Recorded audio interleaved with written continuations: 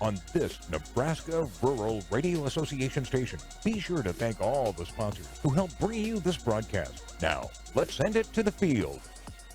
Good evening and welcome to this broadcast of Legion Baseball right here on 104.9 Max Country and live on the web at Strive TV, strive.tv/Legion-Baseball. Parker Sizer right here alongside Austin Pistolka broadcasting today's game between the SOS Junior and Senior Rebels team, which is Shelby, Osceola, and Stromsburg, and the York Cornerstone Juniors teams here at Levitt Stadium in York, Nebraska. Great Tuesday night, and it's SOS and York, the big rivalry with these two, York and the towns of Shelby, Osceola, and Stromsburg in close proximity to each other. These teams have a lot of history. It was SOS winning twice earlier this year, back on the 22nd of May, when they won up in Shelby in the Juniors game 8-0, and then took the Seniors game in a close one, 5-4. Again, Parker alongside Austin Pistolka. Austin, welcome in. Got some Legion baseball here today. Welcome to the broadcast first. Thank you. And how's it going tonight?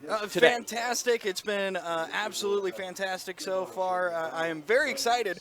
First ever broadcast here on the Max Country airwaves. Excited to be part of the team. You like baseball. You told me that baseball, one of your favorite sports to broadcast. Tell me a little bit about your experience with it and what you like about it here. I love baseball. Baseball is pure Americana. It is, as the kids would say, it's a vibe. Yeah, all right? there you go. Baseball is absolutely a vibe, and I'm here for it. The hot dogs, the center field being played across the airways. Like, it is everything that you want in a summer day. Yep.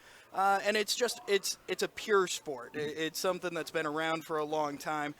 Kids from all across this great nation come together and play this great sport, and I absolutely love it. If you're watching us on Strive TV, you'll see SOS out warming up in the infield and the outfield. Well, some not really in the outfield, but in the infield at least. They've got their all black jerseys, the purple hats. Bold choice. Yeah, black, interesting. Yeah, we're getting, probably in the 90s right now? Yeah, it might be, we're in the shade, and bit. it feels a little toasty. I mean, these buttons are going to be coming undone if the sun doesn't start going down pretty soon, all right? Yeah, we'll be setting these lineups here shortly, but first I want to talk about these two juniors teams right off the top. The York Cornerstone Juniors come in at 4-11. They're on a 6-game losing streak, but they found their bats a little bit better in the last game. They lost 10-8 at Aurora. Anthony White came up with 2 hits in the game for York Cornerstone, and they collected 6 hits throughout the contest and 4 RBIs. So that was their last game just a couple of days ago against Aurora. The SOS Rebels Juniors are 9-7, coming into this game with a 3-game winning streak. They last won on the 23rd of June against David City in a doubleheader. First 6-5 and then 12-4 in that second game. Cohen Callahan had 2 hits and 2 RBIs for the juniors, and they also beat UTAN in this 3-game winning streak. Their last loss came in a doubleheader to Sutton back on the 16th of June, and 2 losses there on the road, and an 8-0 win for the SOS Junior Rebels the last time they played York Cornerstone. We've got first pitch coming up here in a little over 10 minutes. For now, we'll take a break. We'll set some lineups for you. Coming up next, you're listening to Legion Baseball on Max Country and Strive TV. When you're selling, buying, exchanging, or refinancing a home, a parcel... Become a new Strive school. Join a community of educators and students. Get access to support, resources, and education. Your fans watch for free, and there's even a new revenue opportunity for your school. Contact sales at strive.tv to sign up your school to become a Strive school. Become a new Strive school. Join a community of educators and students. Get access to...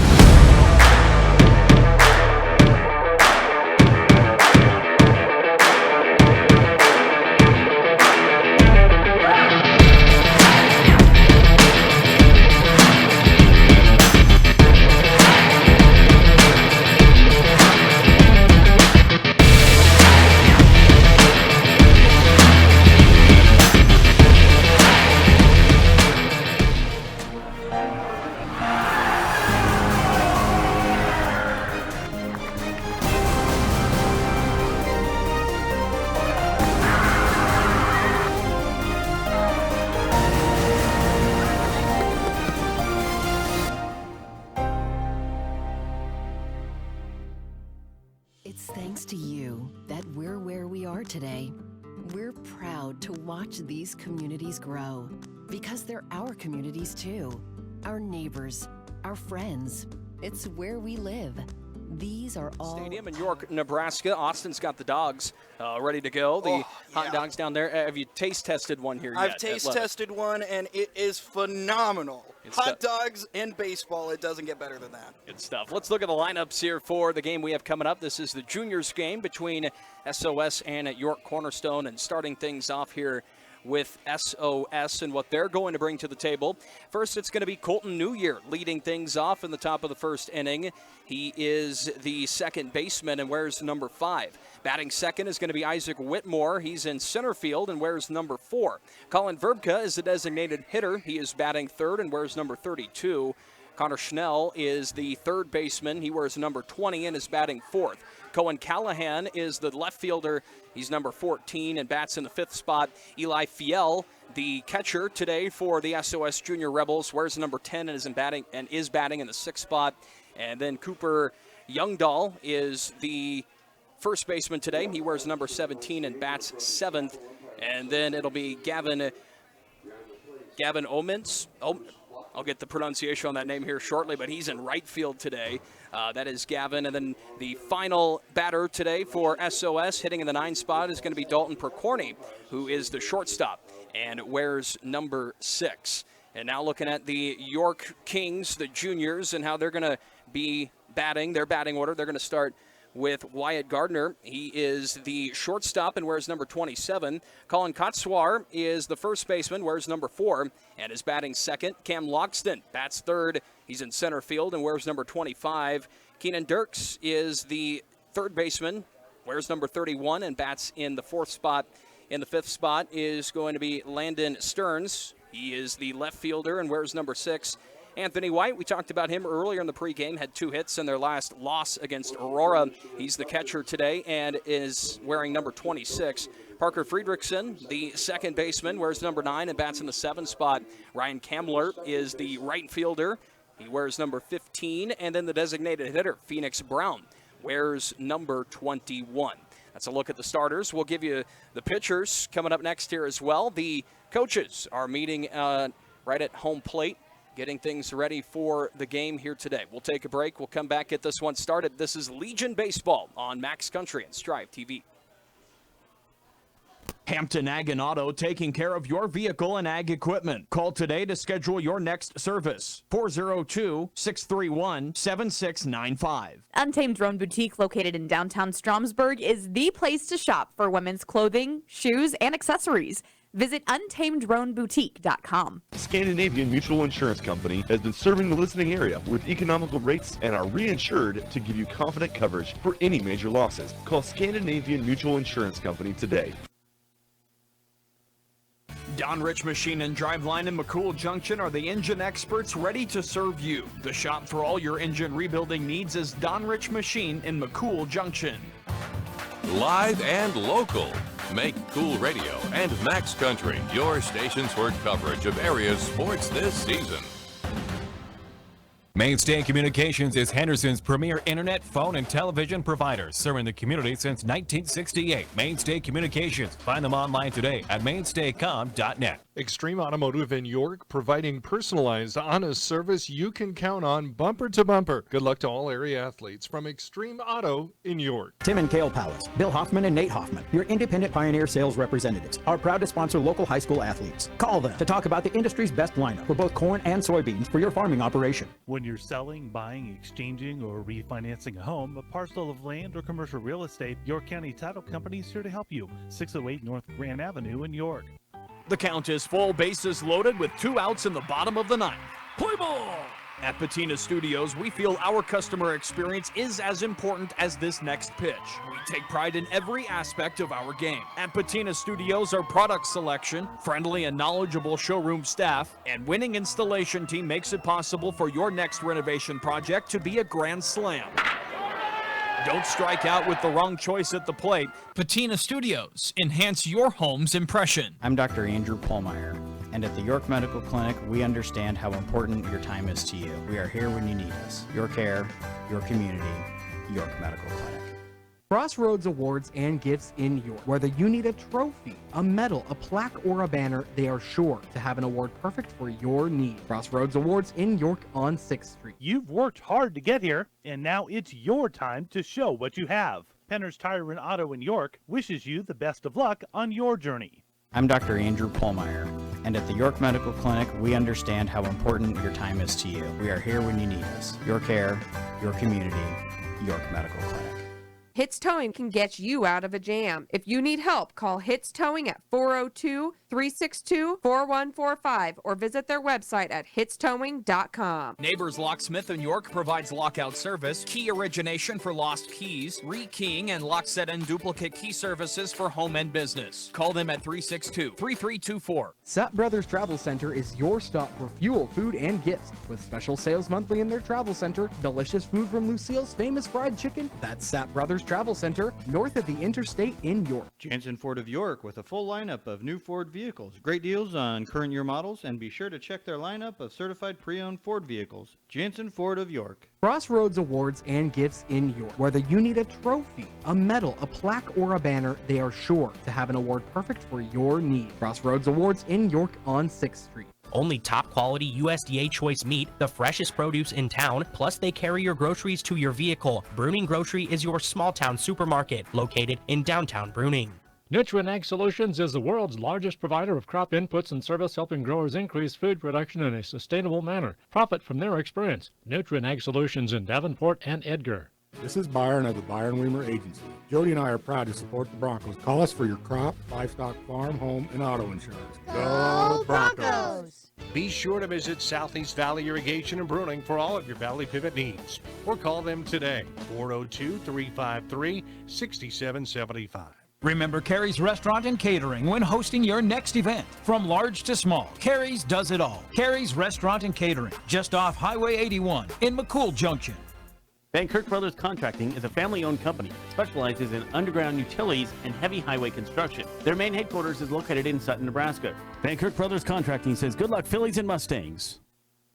Welcome back. We are almost ready for first pitch. York Cornerstone Legion Baseball taking on the SOS Junior Rebels here in the first game at Levitt Stadium in York. Parker Size and Austin Pistolka back with you here as we get ready for the game. They are doing their final warm-ups. The pitcher here for York Cornerstone is going to be Talon Hager. He has 10.2 innings pitched on the season.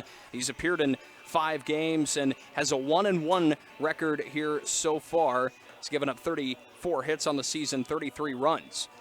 So Hager will get things off for York Cornerstone at the mound here in the top of the first inning.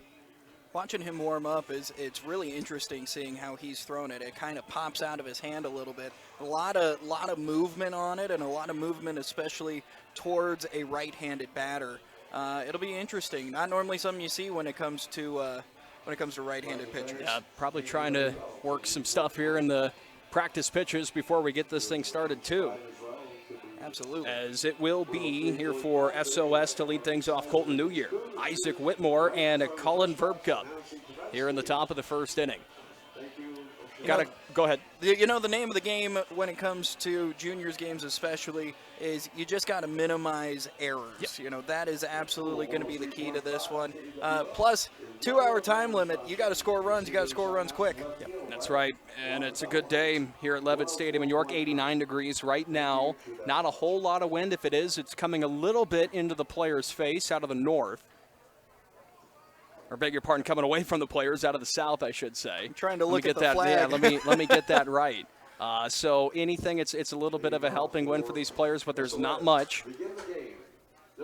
It's high 80s and great temperatures, great weather here today for this one. So here we go. Hager at the mound here for York Cornerstone. And the first pitch here to New Year. And New Year's going to make contact. Line drive. It's going to be foul, though, about 2 or 3 feet to the left of that left foul line. So that'll be strike one, and the count here 0-1. He saw that one all the way. He just was a little bit ahead of it. Good swing on that one. Just got to straighten it out, and that's going to be single, maybe even more with his speed. So the first pitch foul, 0-1. Hager On the 0-1, we'll throw this one just inside the zone. Sneaks in there, and that's going to make it 0-2. Cornerstone wearing their whites, I think pinstripes, maybe not. Now they've got pinstripes on the shirts for sure. I don't think the pants. It's hard to see from over here. Pants and shirts. Pants and shirts. I went down earlier to check out the fashion of both these teams. Pinstripes. Hager the pitch. This is going to be grounded right back to him. He grabs it and throws it over to first for the putout. Kotschwar catching that one for the first out. Very nice.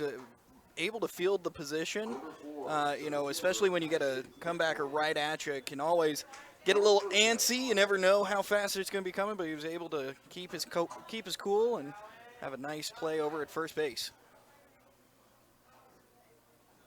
And so the next batter up here for SOS with one gone is Isaac Whitmore. And the first pitch down low, the count here 1-0.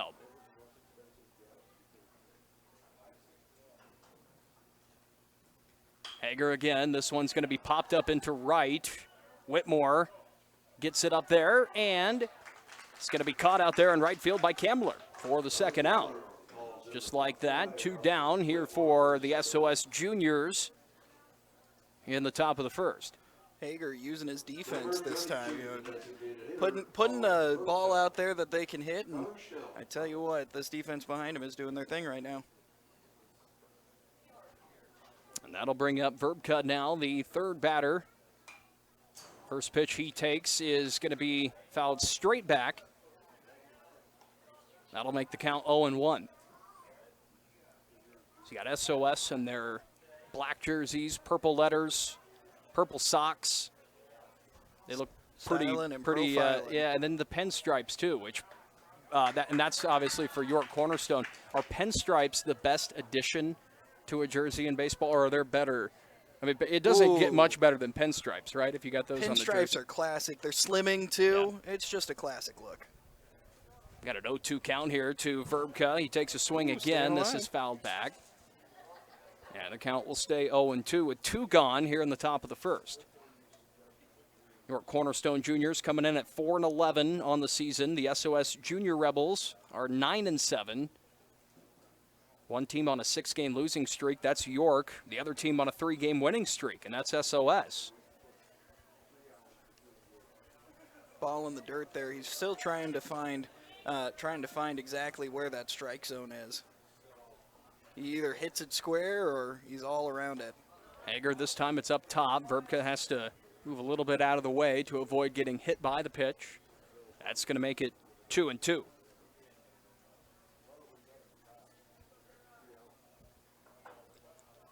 Hager winds and delivers. Swing and a miss for the third out of the inning.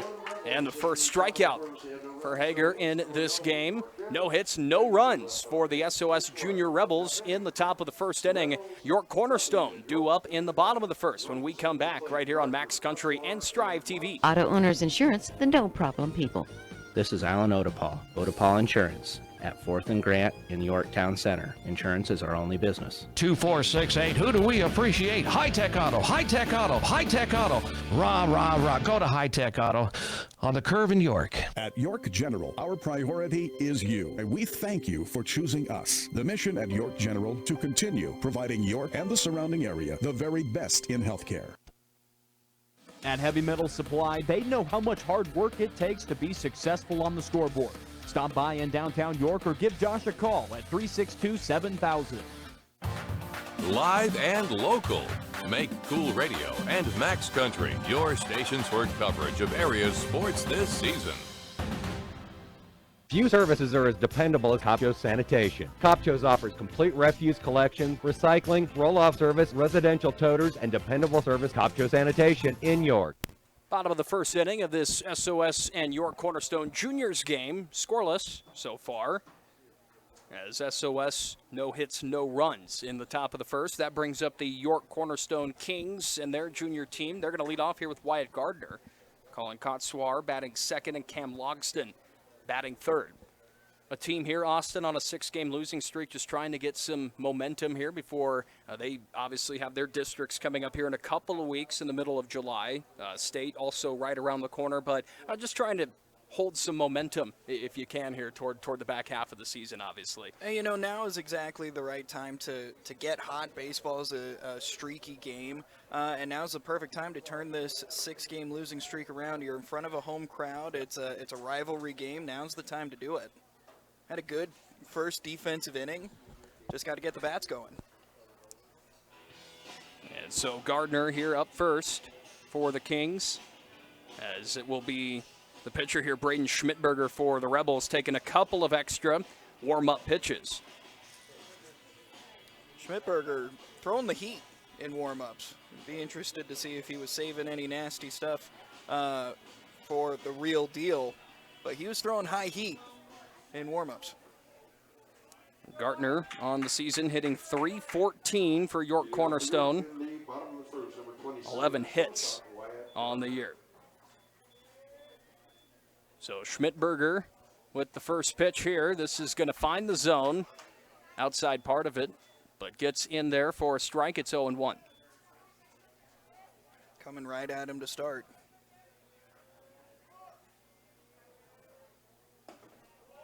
Second one finds the zone, too. Same spot, pretty much. Yep. Low outside corner. 0-2. That's one of those, if you can just get the bat out there, slap it down the line, that's not, no one will be mad at you for that one. Gardner watches this one go above the zone. Schmidberger too high there, and the count's going to go to 1-2. In the majors, I believe they call that a waste pitch. Yep. Up high. Up high. Up high. Schmidberger. This one down low. And that's not going to find the zone. The count will go to 2-2. Good patience here by Gardner. Going down 0-2 early, now evens the count.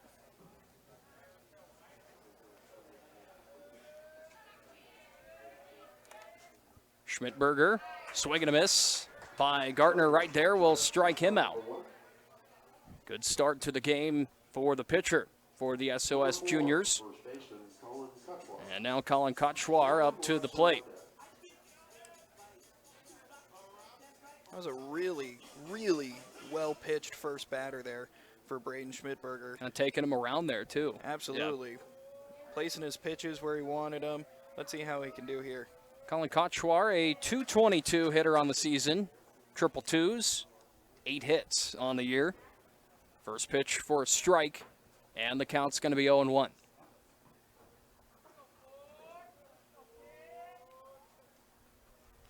The right-hander Schmidberger, this one close to the body of Kochwar, but misses. Inside two for a strike. Inside, that was strike? 1-1. I see 1-1. Yeah. Okay, there we go. There we go. 0-1. Yep. I saw it go up 0-2 as well. I was like, what? Yeah, that just about hit him. He stood in there. Calls a quick time here. Count 1-1 with 1 out in the bottom of the first inning. Scoreless.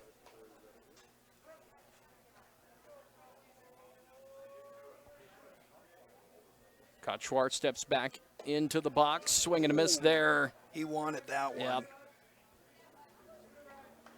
That pitch was high, but man, did he wanted to send that one into deep left field. That makes it 1-2. Schmidberger, the delivery. This one upstairs. And the count's going to be knotted up at 2 apiece.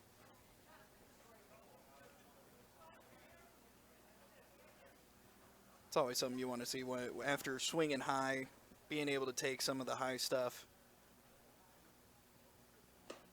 This one's still kind of in that zone above it. He's trying to get him to chase. Yeah, 3-2 though. When you show that you'll chase, I mean, that's a good way to keep getting the high stuff.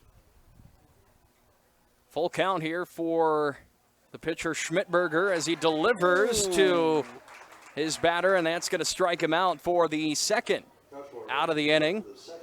Kochwar goes down, and that will bring up Cam Logston, a .333 batter on the season.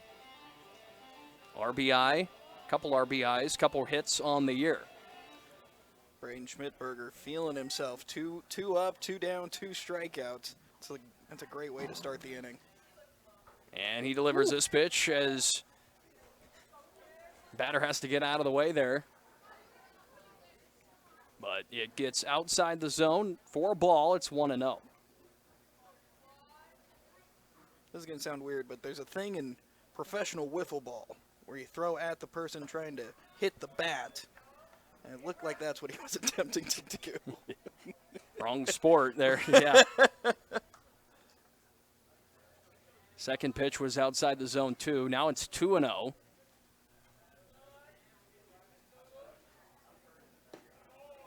This one finds it down low, and the count's going to be 2-1. It kind of broke down to the bottom part of the zone. Great job fighting his way back. Going down 2-0. This is pitch number 14 of the inning for Schmidberger.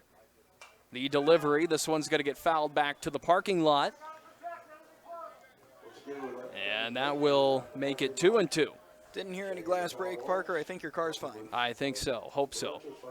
That's why not a good idea to park in the very close adjacent parking lot here to Levitt Stadium in York. They do have a parking lot across the street, which is where you see a lot of cars because of what we saw right there. A foul ball outside. This is another foul ball. This one gets into the crowd. Yeah. The man's wearing a pink shirt, and he's got soft hands. Yes. Good grab right there. The foul ball keeps it at 2-2. Schmidberger, the pitcher, against Logston, the batter for York Cornerstone. 2-2. This is another foul ball. Chopped back toward the SOS dugout on the right side. Keeps it even. Now you got this battle here between the batter and the pitcher. Batter not going to let a ball go past him into the catcher's glove. Pitcher not going to give him anything easy. Here's Schmidberger. It's another foul ball. Wow. On the right side. I think Logston swung the... Oh. That hit. Got a car horn in the background. I don't know if it hit the car or what. Logston, 4 swings, 4 foul balls. Definitely good news if you're the batter. One of these is going to be right over the plate. He'll straighten it out. 2-2. Schmidberger the pitch. This is outside. That makes it full. 3-2. 2 outs, excuse me. Nobody on in the bottom of the first inning.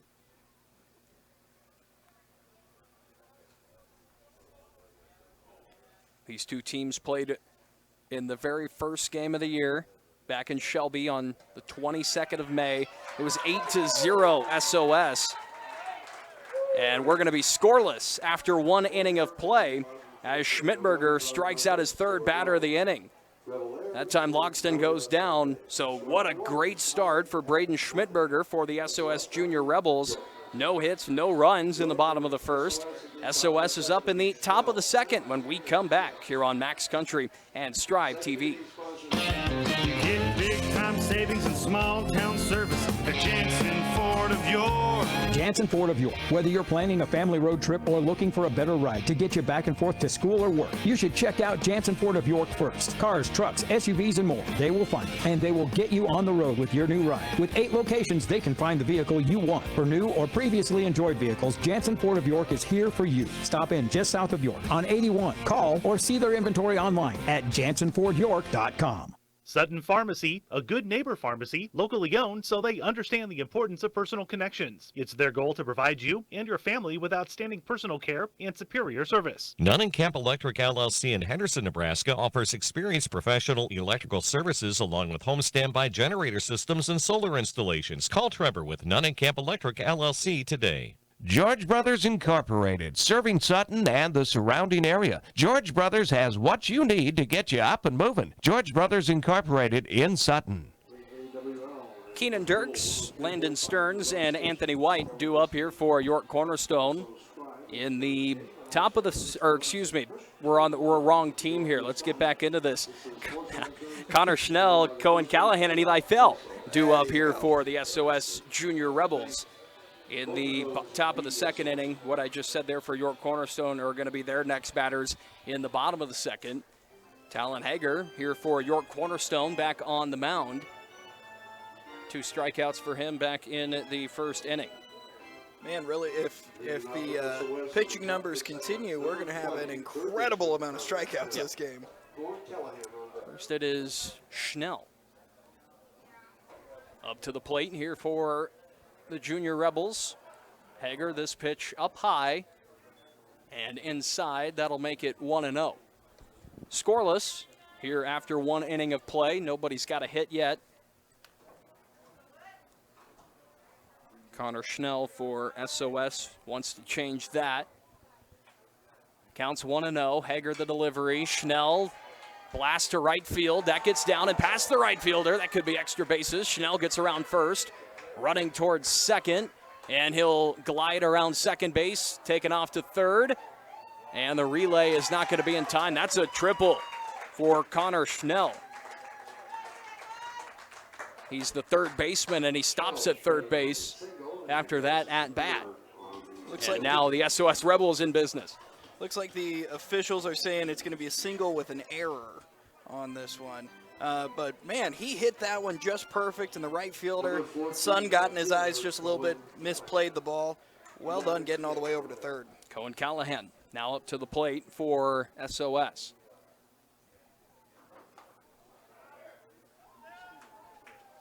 And he's hit by the pitch. That's going to send him to first base. Callahan on. That makes it runners on the corners for the Rebels. Dangerous spot for York to be in to start off early. Now Eli Fiel trying to bring a run in.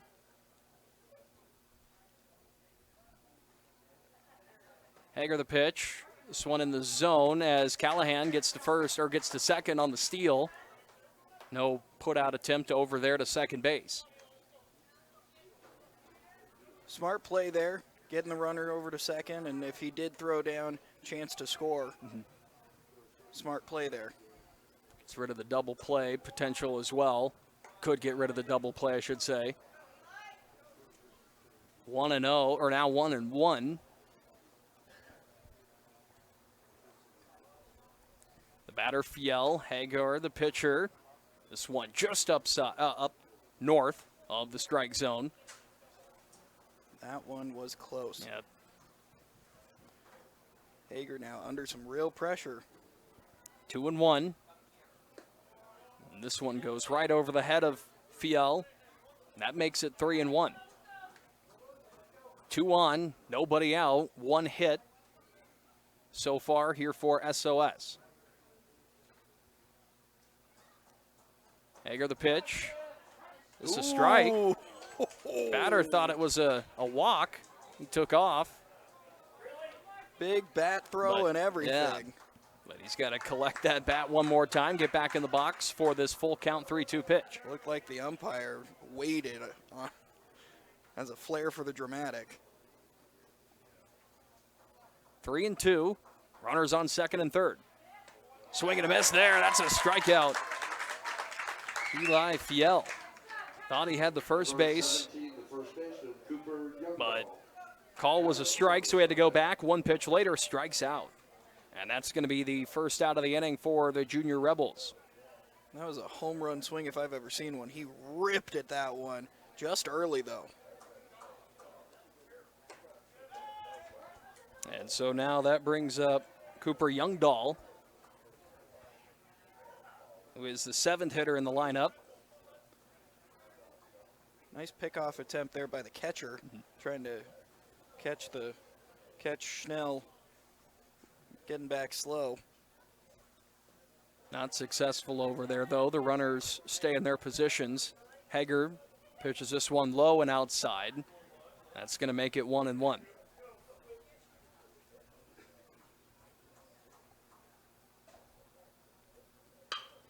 Youngdahl grounds this one right to short. Shortstop gloves, throws over.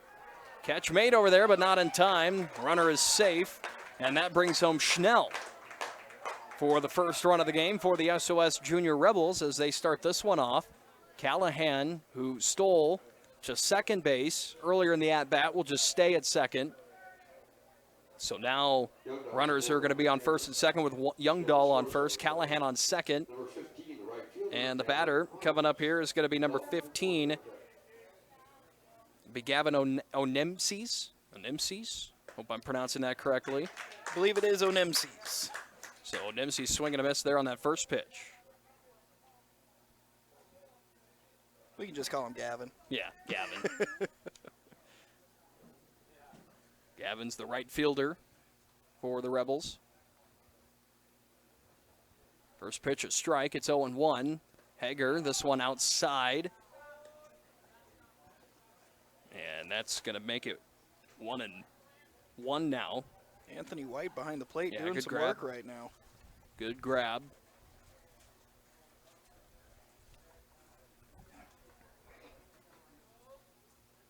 Both runners going. And catcher Got White him. grabs it. Oh, no! Oh, but the drop ball by the third baseman right there as he tried to tag out the runner.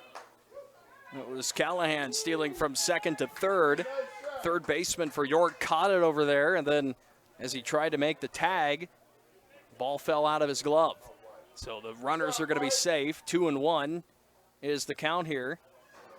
Coaches will say it over and over and over again. When you go to tag, you need two hands. And that's the exact reason why. Oh, Nemus now. This is going to be a ground ball that goes foul.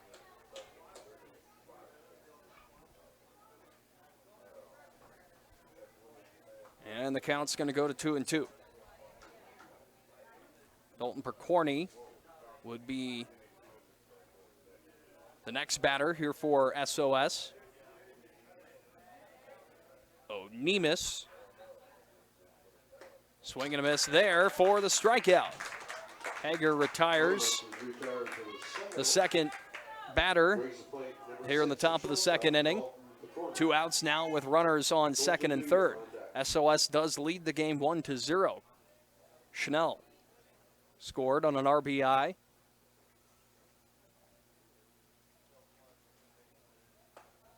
And that will bring up Percorny now, the 9th hitter in the lineup for SOS. First pitch outside the zone. It'll be ball 1-0. Hager really wants to get out of this one with Percorny here. Don't want to be going to the top of the lineup with runners on. Good strike, good pitch right there by Hager. Hager's been pitching well. An error set him up poorly, one hit by pitch, but otherwise he's been pitching well. Percorny fouls this one straight back over the netting and behind the ballpark here at Levitt Stadium in York. That'll make it 1-2.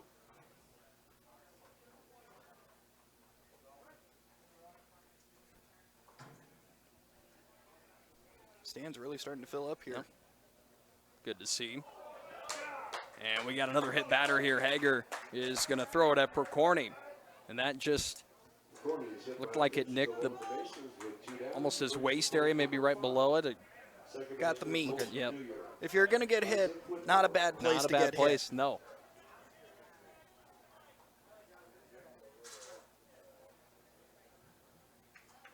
Tough spot here now.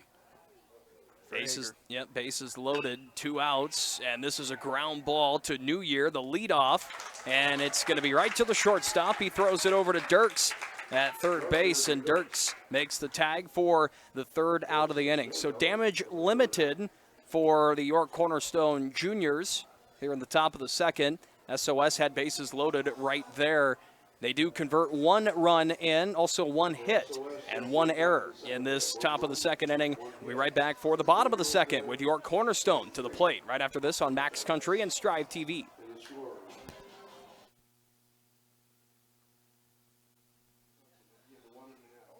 What's that? What's up?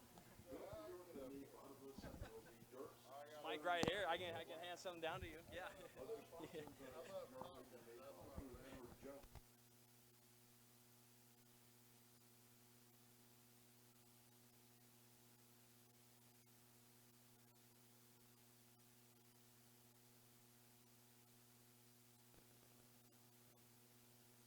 Make RC Pit Stop your convenience store in Rising City, located right on Highway 92. For beverages, food, and gas, stop at RC Pit Stop in Rising City.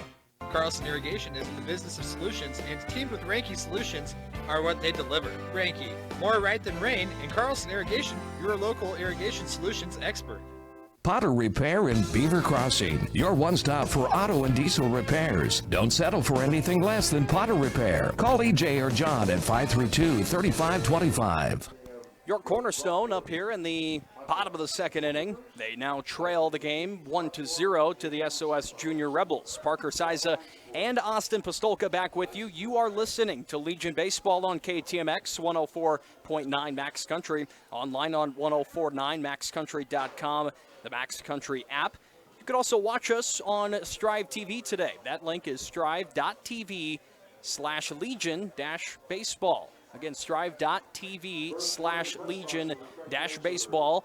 You go to that link on the web and it will send you right to the Strive TV page where we've got this game on video and audio. But if you're in your cars listening, of course, we're on 104.9. So back here in the bottom of the second, it's the Junior Rebels up here to the plate. They now trail 1-0.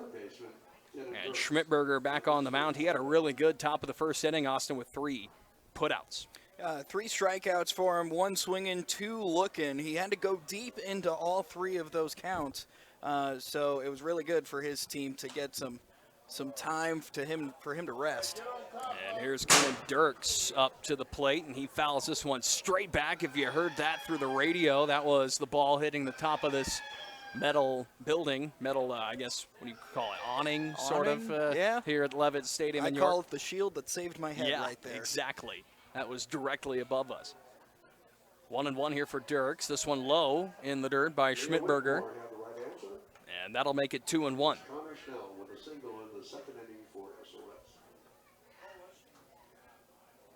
3 pitches in, Dirks right on top of things. We'll see if he can connect on one. And Schmidberger, this one breaks to the outside. That's going to make it 3-1. Landon Stearns on deck for the Junior Kings. Anthony White, the next batter after that. Parker Friedrichsen, the 7-hitter. Still 3 batters away here for the Junior Rebels as Dirks on a 3-1 count. We'll watch this one go outside the zone. He'll head to first base on the base on ball. Umpire took that one right off the noggin. Didn't even flinch. Now it's Anthony White, the catcher, up to the plate.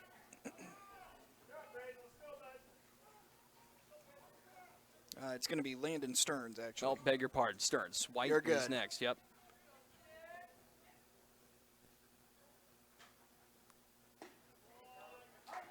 Good pitch there to start things off. Schmidberger looked right down the middle. That's going to make it 0-1.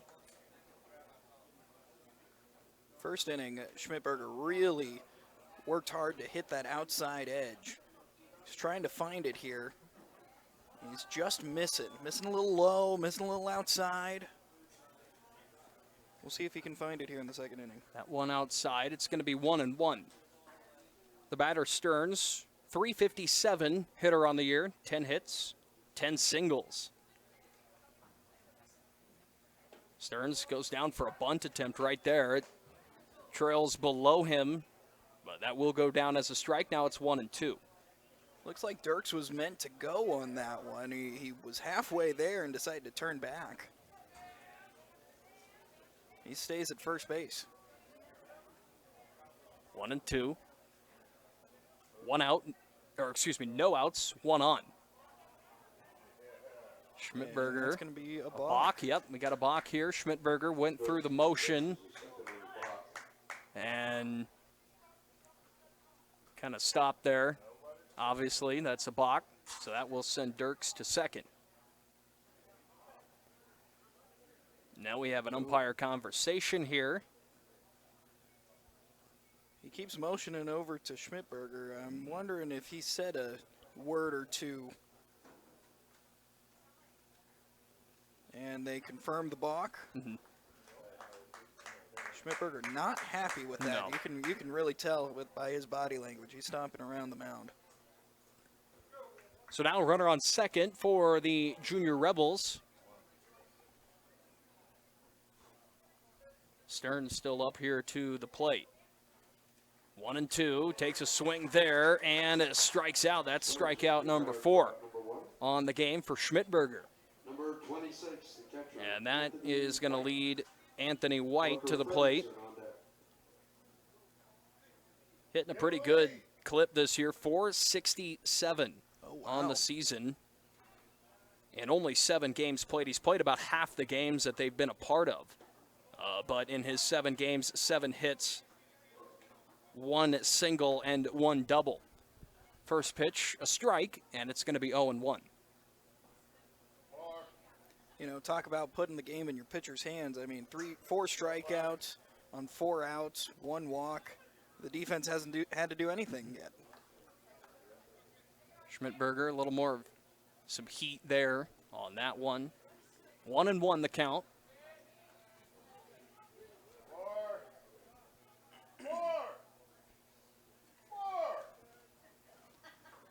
Schmidberger the delivery, and this is going to be a line drive, or grounder, I should say, right between third and short.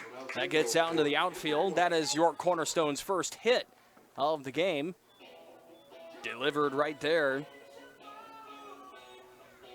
by Anthony White, and so that will have now, or by Stearns, excuse me, that'll bring on Number 9, the second baseman, Parker. 2 runners, 1 on second, 1 on third. Couldn't have placed that any better. Low line drive right between the third base and shortstop. Now let's see if they do anything funky here with runners on the corners. Parker Friedrichsen.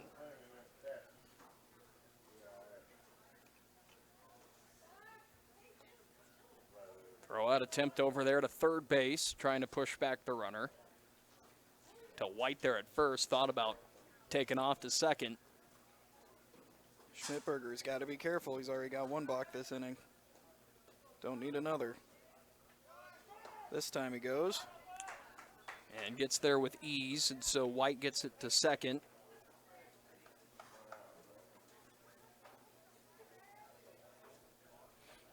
So now runners on second and third.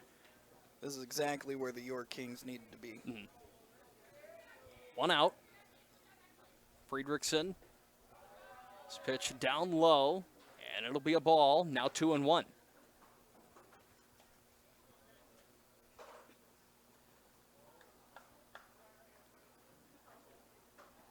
Pressure on Schmidberger here.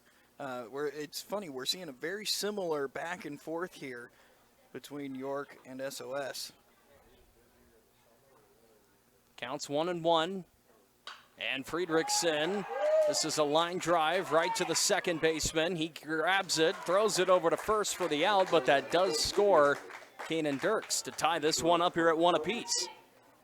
Friedrichsen's 7th RBI of the season. That one a sacrifice as he is thrown out there at first, but he did drive in that tying run here in the bottom of the second. Number 15, the right And exactly what you needed to do right there. Absolutely, and he was able to move the runner from second to third, setting up Rylan Kamler, excuse me. Yep, Schmidberger, 36th pitch of the day for him so far. Now it's Kamler to the plate for York Cornerstone. First pitch, a ball, it's 1-0. Again, White at third, 2 outs.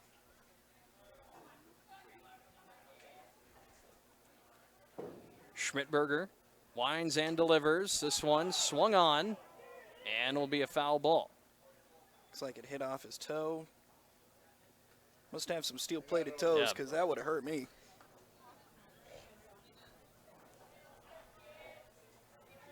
One and one.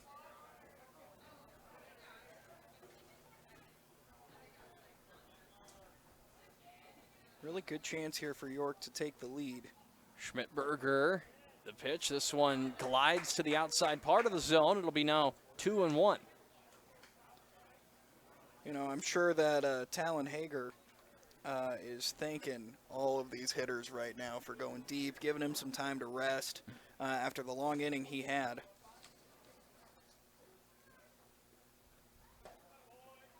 This one up high for a strike, but it catches that corner of the zone.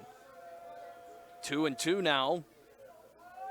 The umpire really likes the outside there. As long as it's within a fair amount, he's going to call it a strike. He's been fair this whole time. He hasn't changed things up.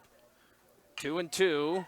This is Kamler with a grounder right to short. Gloved there by the shortstop Percorni over to Youngdahl, and that's going to end the inning.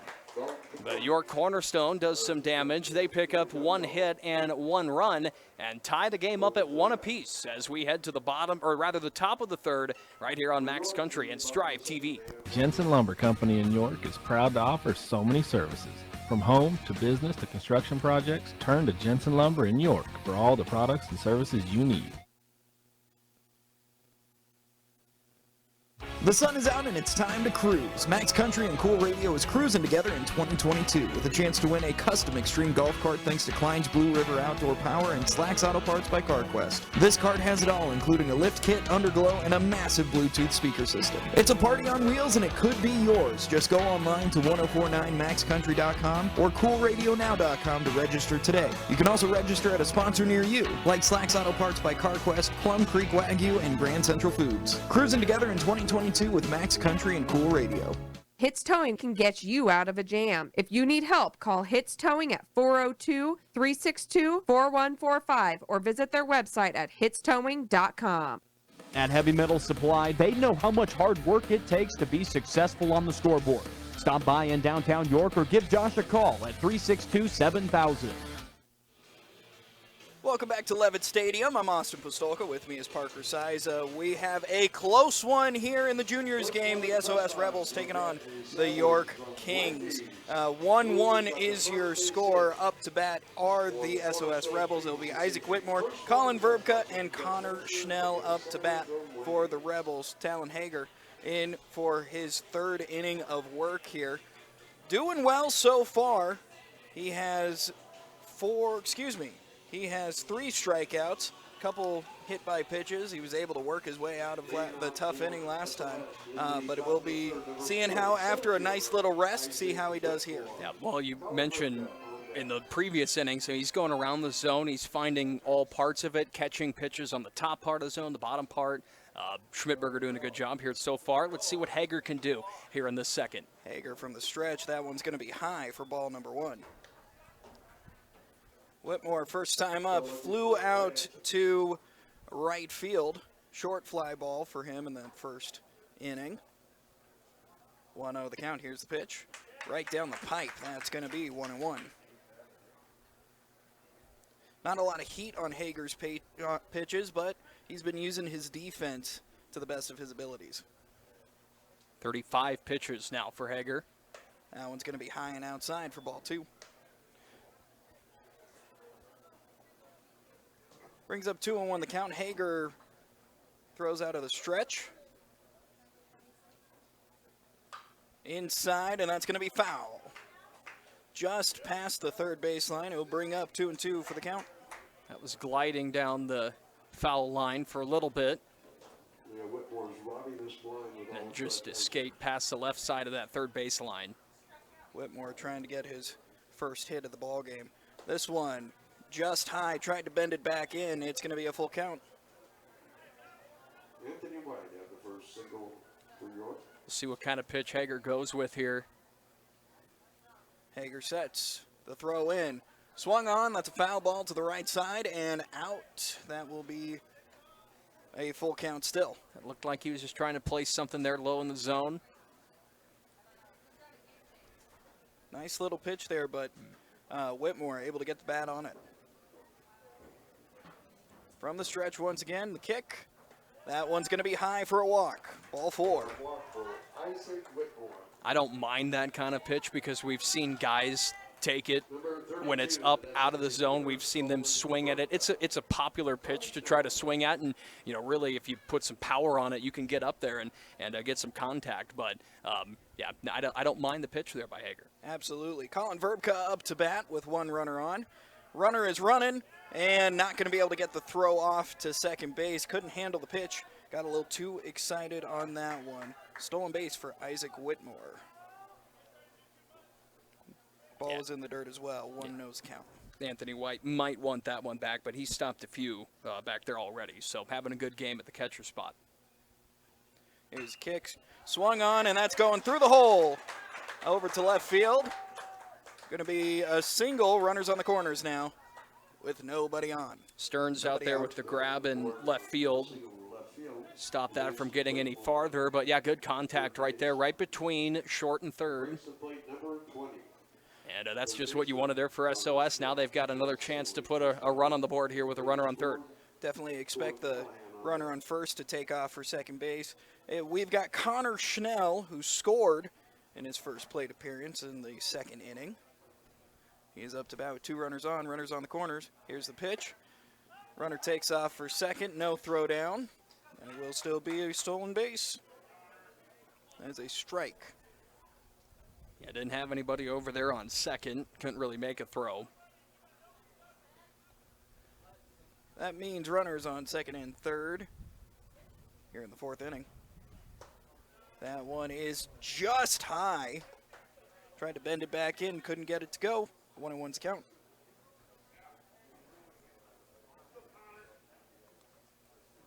Hager looks in, looks towards second, throws in. It's just inside. Looks like it clipped him. Yeah, kind of clipped. It looked like the front part of his leg. Almost, but yeah, I believe this is either the second or third batter of the day that Hager has hit. And that's now going to load the bases here. It is the third, and it's not a good time for it. Nobody out here in the 4th inning. Score is 1-1, but that may change here. Bases are loaded. It is Cohen Callahan who swings and fouls it off. Brings the count to 0-1. Callahan, the left fielder, trying to make something happen here in the 4th inning. Well, he can do it with one good strike here. Ooh, swinging. He's trying to make something happen. Hangs up an 0-2 count. First time up, Cohen Callahan got hit by a pitch, and he was able to make his way over to third on 2 stolen bases. 2 really good pitches by Hager here. Third one, I thought that'd be close. Yep. Yeah, inside. Well, he called it strike 3. Yeah. Got him looking. That was close, but I tell you what, that was a good pitch there by Hager. Good pitch and kind of a late reaction there for the umpire. I thought he was definitely calling that a ball. He kind of stared at it for a second and then threw over the finger for I was waiting the for a strike big call. punch out or something, but no, just a little point and send him back to the dugout. Pitch, and it is high for ball 1. Batter here, Eli Fiel, 0 for 1 today. We got 4 strikeouts now for Hager. Fiel, the catcher for the Rebels. This one's just outside. Anthony White, good job getting to that one. Probably saved a run. 2-0's count.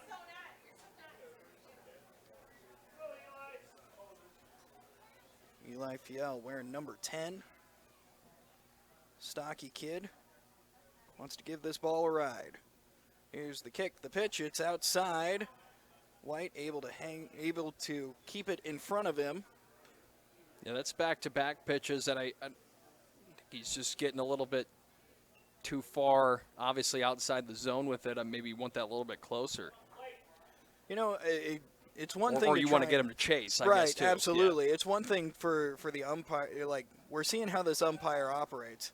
And that's going to be walk, 4 straight pitches, and that's going to score a run. 2-1 is your score. Rebels lead, and the bases remain loaded. Yeah, Whitmore gets home right there after the walk. Sends Verbka over to third. Schnell now to second. Fiel goes to first. And now the next batter here, Youngdahl, up to the plate. Cooper Youngdahl up to the plate. He is the first baseman. Had a single last time up. Could use another single here. First one is outside for ball number 1. Only 1 out here in the 4th inning. Top of the 4th inning. Bases are loaded. Hager with a bender. Couldn't get it to bend back in, though. That is ball number 2. Started like it was going to, and then, yeah, just to the outside top part of the zone. Now a mound visit here for Coach Bonnell and his squad talking to the infield. After 6 straight balls, you're going to have to do that, especially now we've got bases loaded. It's a tough situation for Hager to be in, but, you know, he's just got to make pitches. If he can make a couple pitches, they can turn a double play. Anything can happen here. Just need a good one pitch. Yep, we'll see. It's never it's always a nerve-wracking situation, though. Bases loaded.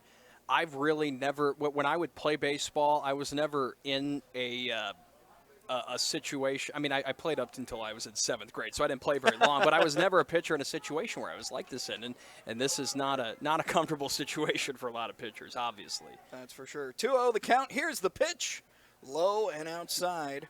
White able once again to stop it. It rolls innocently to his right, and that is ball number 3. 7 straight balls. Does not want to walk another run home. Hager sends it home, and that is strike 1.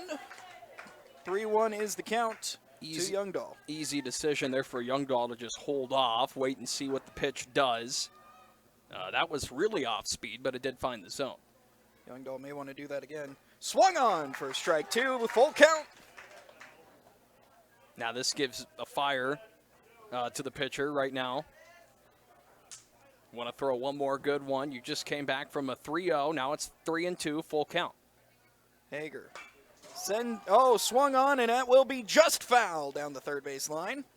Another close one. That's the 3rd one I know of the day. I think the first at-bat was a line drive right on the foul line that just was, about a foot from being foul. Another ground ball that was close to getting over. And then that one right there. Still 3-2. Youngdahl trying to stay perfect on the day. He's 1 for 1 so far with a single, trying to do it again. Oh, good play by the third baseman. Can he get it over to first in time? He can. Good stretch by the first baseman. Will be out number 2, but that will score a run and move the runners over. It is now 3-1 is your score. Good contact there by Youngdahl. Verbka right there, smart play just to get right to home. And also Dirks, the third baseman there for York Cornerstone. Trouble with gloving it at first, but got it under control. Good throw over to the first baseman, Kochwar, for the second out. He came close to hit him again. Goodness gracious. That's Gavin Onimus. Right, thank you. Gavin Onimus getting hit by the pitch. Not what you want to do coming back from that one. Full bases are loaded once again, but 2 outs now. Manageable situation for Hager and the Kings. Dalton Pickerney steps up to the plate, hit by a pitch last time.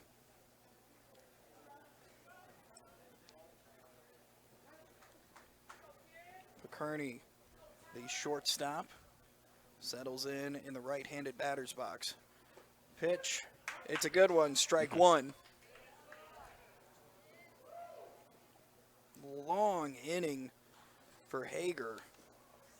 Yeah, he's up to 61 pitches.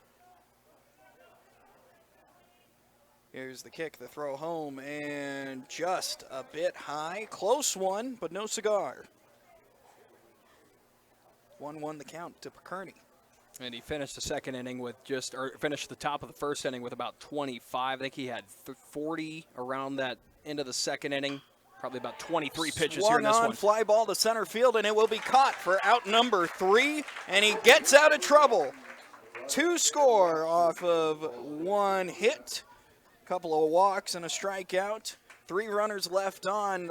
We will be back for the bottom half of the 4th inning right after this. You're listening to Max Country 104.9. North Printing and Office Supply. New name, same people, and same great service and products since 1969. Good luck to all area athletes. Accidents happen by chance, not by choice, but you do have a choice where to have your damaged vehicle repaired, and that choice is Autocraft Collision and Graphics in York. It's your vehicle, it's your choice. Dan's Construction of York will custom design your commercial building project or your farm buildings. Call Jan at 362-6754. If you're looking for a step beyond the ordinary in all of life's important moments, call Peterson's Pedal Company in York. Whatever the occasion, let their flowers make it special. It's Peterson's Pedal Company. Get your car or truck repaired right the first time at Lavander's Body Shops in Grand Island, Hastings, St. Paul, North Platte, Kearney, York, Omaha, and their newest location in Seward. Arby's believes you have to work hard, dream big, play fair, have fun, and get it done. Follow that plan and you'll make a difference. The count is full, bases loaded with 2 outs in the bottom of the 9th. Play ball! At Patina Studios, we feel our customer experience is as important as this next pitch. We take pride in every aspect of our game. At Patina Studios, our product selection, friendly and knowledgeable showroom staff, and winning installation team makes it possible for your next renovation project to be a grand slam. Don't strike out with the wrong choice at the plate. Patina Studios, enhance your home's impression. Bottom of the 3rd inning here in Levitt Stadium. I was saying the 4th inning, the entire top half of that. Parker, I was just going to let you go. You're just going to let me go, yeah. dangling out there. Only inning 3. Inning 3. Lots more baseball to be played. Top of the 3rd here. Kings trail 3-1 to the SOS Rebels. First pitch is swung on for a strike. Phoenix Brown at the plate. It will be Wyatt Gartner and Colin Kochwar coming up after Phoenix Brown. So SOS has almost gone through a full 2 rotations of their 1 through 9. This is the first time the 9-hitter here for York has seen an at-bat this game. Second pitch is swung on and fouled straight back for an 0-2 count. Phoenix Brown getting the bat on the ball there. Braden Schmidberger has 4 strikeouts on the day, 1 walk. And looking to do some more damage. That is going to be his 5th strikeout of the game. Swing and a miss for Phoenix Brown. Brings up Wyatt Gartner, the shortstop for the York Kings. First time up, swung out, struck out swinging. Trying to correct that one here now in the 3rd inning. The wind up and the pitch swung on for strike number 1. Schmidberger looks like he's in control right now. Had lots of time to rest there after that top half of the 3rd. They almost batted through the entire lineup. Next one is swung on once again for strike number 2. 0-2 the count to Gartner. Finding that outside pitch right there. Schmidberger doing a fantastic job this inning. Wind up in the pitch. Swung on, strike 3. Number 6. Yeah, and that was another just good location on the pitch. Tough for Gartner to get down and grab that one. It was low and inside. It was a perfect pitch to get him after going outside 2 times. Very smart pitching right there, and that is out number 2. Brings up Colin Kochwar, the first baseman. Struck out looking, first time up in the 1st inning. Ooh, did he go? Check swing, it was low. He did not go, ball number 1.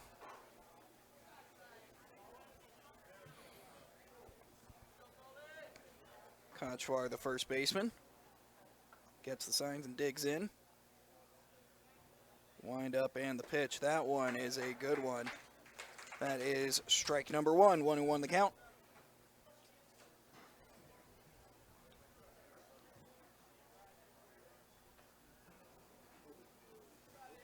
Schmidberger gets the sign. Turns and goes. That's going to be low and outside for ball 2.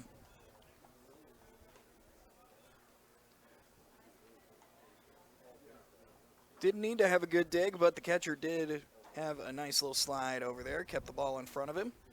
Staying practiced. Nobody on. 2 out. Bottom of the 3rd. Here's the pitch, and it is a strike. 2-2 the count. Everything's even to Kochwar. Got to stay alive, choke up on the bat, and just try and put something in play here with 2 outs. Two's running wild. 2 balls, 2 strikes, 2 outs here in the third. Swung on for strike number 3. That is 3 up, 3 down, 3 strikeouts all swinging. Only 2 balls pitched for Schmidtberger. That is the end of the third inning. We'll be back after this. You're listening to Max Country 104.9. Grand Central Foods of York is proud of local athletes and the hard work they put in. Grand Central Foods, hometown loyal, hometown proud, hometown strong. Grand Central has just what you've been craving. Hot smokehouse favorites are now being served in the deli 5 days a week. Tender brisket, pulled pork, ribs, or chicken are also available to grab and go. Try smoked mashed potatoes or mac and cheese to complete your perfect meal. As always, Grand Central is ready to serve you with the best quality and service in town. They appreciate your continued respect for social distancing and encourage you to wear a mask. And don't forget, they deliver. Grand Central Foods, hometown loyal, hometown strong, and proud supporters of Duke Athletics. Stinger Plumbing in York believes in a higher standard, providing customers what they want and offering knowledge and expertise to get them exactly what they need. Stinger Plumbing in York. Welcome back. Top of the 4th inning here at Levitt Stadium. I'm Austin Postolka. With me is Parker Siza. And the score is SOS Rebels 3, York Kings 1. Incredible pitching there by Schmidtberger. What's he up to 8 now? Strikeouts for the day. Looking a little bit like a guy named, I don't know if you were familiar with this, Cade Horton of the Oklahoma Sooners in the College World Series final game. They lost that game, but he set a College World Series finals record with 11 strikeouts to those Ole Miss Rebels. Of course, the Rebels went on to win the College World Series, but Schmidtberger looking a little bit like Mr. Cade Horton today, the Oklahoma Sooner. Man, I got to tell you, I've got a problem now. The entire last inning, I put in the 4th inning. Yeah, I see that over there. And so now I've got to shift everything over. It's pure chaos here on the scorecard. And the last thing you want for a spotting board, a running score sheet for baseball is chaos on that board, because there's a lot of chaos on there anyway. That is correct. Colton New Year is up to bat, and he watches the first pitch go by for strike number 1. I know a couple of New Years and how they spell that last name, Neujahr. I know a couple of them. They live in Omaha. Really? I always thought, This is the first time I've works seen in golf. This guy works in golf, works at a golf course in Omaha. That's how I know him, but I've always been curious on how they got that name. That one is high. Just cruises over New Year's head for the count to be 2-1. Yeah, that was the first time I've ever seen that last name, I got to tell you. Looks like we got a little bit of action in the Rebels bullpen. Not a whole lot, just stretching and warming up. I don't see them going, taking out Schmidtberger anytime soon. That one is swung on for strike 2. 2-2 the count. We're seeing Anthony White looking pretty tired as he's jogging back. His throw was low, getting back to the pitcher. Being a catcher, it's a tough business. Yep. Here's the stretch, the pitch, and it is high for ball 3. Full count. Full count to Colton New Year. Hager up to 67 pitches right after this next one we see in here, but see what the action is after very soon here for York if they've got anybody over the bullpen, as that ball was fouled back. Swung on and fouled to the left side, and they stay alive at a full count. Colton New Year. I can't tell if there's any action over in the York bullpen. Got a big concession building right in our way there. Hager. This one swung on, chopped back up to the pitcher. Has to decide. Third baseman tried to barehand it. Couldn't get to it in time. Not enough communication there by the third baseman and pitcher. Yeah, see, that's where if I'm the pitcher, I'm probably screaming at that point, like to the third base. I got it. I don't know what. Yeah, it's hard to hear, obviously, from where we are up here. But at that point, somebody's got to start yelling something to avoid those kind of situations where, you may be a little bit late to a throw. Dirks tried to have his gold glove moment there with the bare hand, just couldn't pick it up. Pickoff attempt, nothing doing there.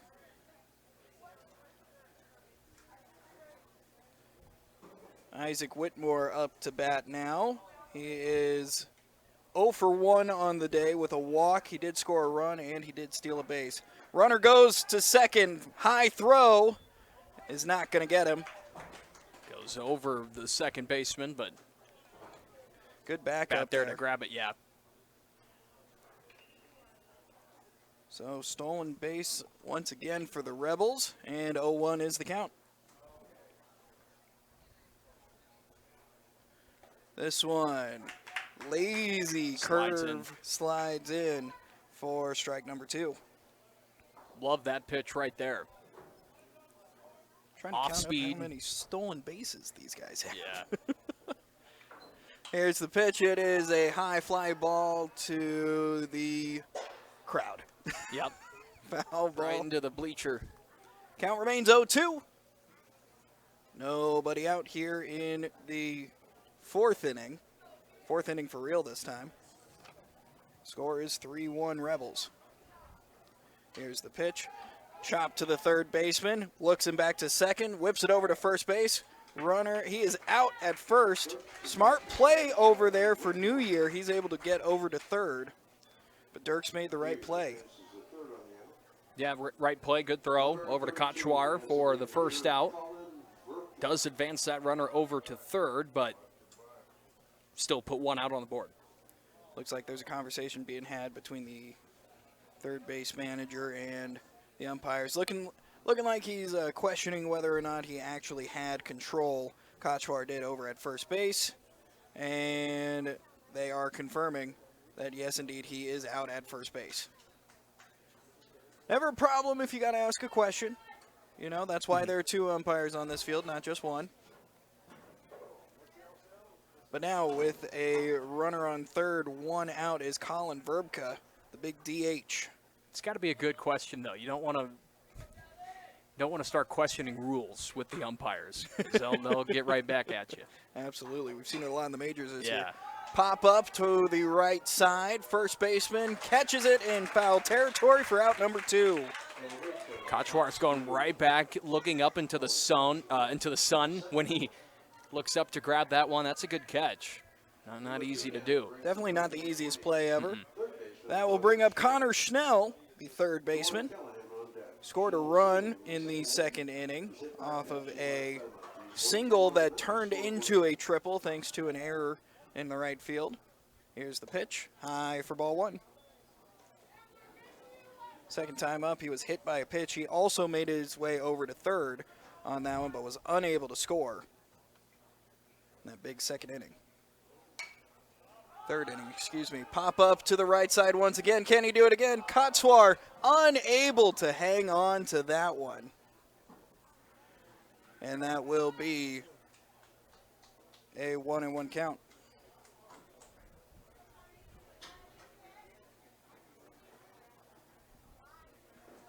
And now Hager with 2 out, runner on third, 1-1 count to Schnell. Here's the pitch, and that is going to be high and outside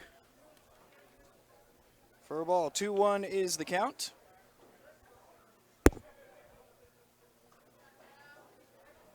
Here's Schnell. Looks, and that is inside for strike 2. 2-2 is the count.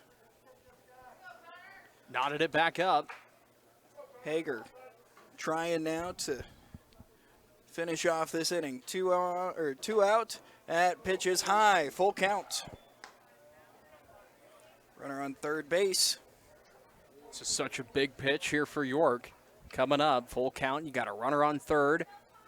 Make or break time for Talon Hager. Here's the stretch and the pitch. It's outside. That's going to be a walk. Ball 4. Runners on the corners now with 2 out. Number 14, the left fielder, Cohen Callahan. Up to bat now is Cohen Callahan. He is the left fielder. He has been hit by a pitch, and he struck out swinging last time up. Runners on the corners now. You can almost guarantee he's going. Schnell goes, and he swings. High fly ball to left center field, and he will be out. Good play there by the center fielder. And that will do it. No runs scored on one hit, no errors. And we will head to the bottom of the fourth inning. You're listening to Sports on Max Country 104.9. Farmers and Merchants Bank in downtown Milligan wishes another successful sports season to the Exeter Milligan athletes. Good luck from Farmers and Merchants Bank, member FDIC. Live and local. Make Cool Radio and Max Country your stations for coverage of area sports this season. Good luck to all area athletes and teams from Premium Ag. Let Premium Ag Sales in Davenport help you with all your channel seed needs. See the channel difference at Premium Ag. Bruning Grain and Feed, your full-service elevator, serving your grain and fertilizer needs. Also, custom blending your livestock feeds. Bruning Grain and Feed, where great service and quality are number one. Nebraska Equipment is your local Kubota and Case IH dealer serving Seward and surrounding areas. Visit them in Seward on 280th Road or call 643-6641 today. Brown's Grocery Store in Sutton is your local community connection for high-quality foods, great prices, and superior friendly service. Working hard each and every day to earn your business. For all your office needs, think Eeks Office Solutions. Whether it's copier and printers, office supplies, furniture, or janitorial products, Eeks has you covered. We the People Fencing of York specializes in fencing, concrete, and excavation. Quality, professional, and prompt work guaranteed. Call for estimates 402-710-0283. Aurora Co-op is your go-to resource for better information, better products, and better services. And they're also a proud supporter of area athletes. Check them out at auroracoop.com. We head to the bottom of the fourth inning here at Levitt Stadium. Austin Pistolka with Parker Siza. It is a 3-1 game. The SOS Rebels lead the York Cornerstone King Juniors 3-1. It is Cam Logston leading off. Kenan Dirks and Landon Stearns will be up to bat later this inning. First pitch is low and outside for ball one. Good job by York Cornerstone. It could have been for them a lot harder there in that bottom part of that last inning. Had a few guys there in scoring position that they were able to get out there right at the end. Keep it a close 2-run ball game here. Here's the windup and the pitch. That one is called for strike one. 21 the count. The name of the game so far for the Rebels has been Braden Schmidberger just blowing people away. 8 strikeouts, 1 walk, 1 hit. Nearing 80 pitches as well. That's going to eke through past the shortstop for a single. Well, it seems like, when announcers start to give one player props, and maybe it's usually a pitcher, then it happens that the pitcher maybe makes some kind of a mistake, or the batter actually gets a great hit. That's a good one right there by Logston, right up the middle into center field, and a good leadoff right there to get on base. Shortstop had a chance at it, but couldn't get to it quite in time. And that brings up Kenan Dirks, the third baseman, with a runner on first base, nobody out. Checks the runner, is Schmidberger. And the runner goes. It's a pitch out. He's got a chance to get him. No. Good throw. Yeah, closest one we've seen today. We've seen a few attempts over there. That one obviously not in time, but good try there by SOS. As good of a throw as I've seen down to second base here for the Rebels so far. Dirks, 1-0 count. Nobody on, runner on second. Pitch is low in the dirt for ball two.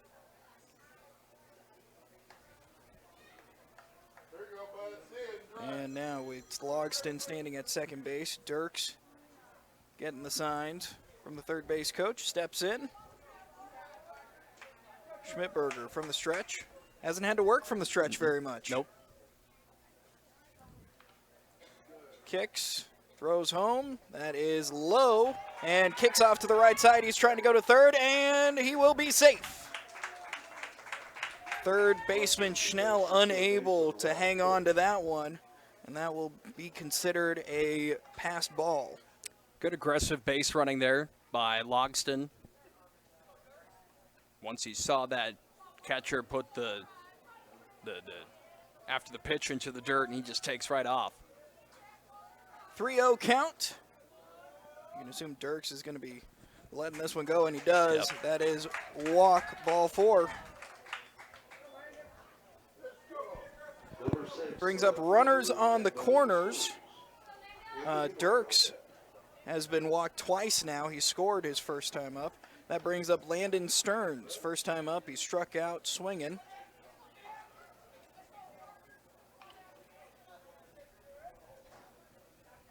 Let's see what happens here. You can assume Dirks is going to be running on the pitch.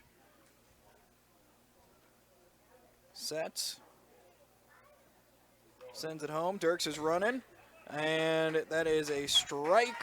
Swung on for strike one. Yeah, you see that a lot in Legion baseball as Dirks gets to second base over there.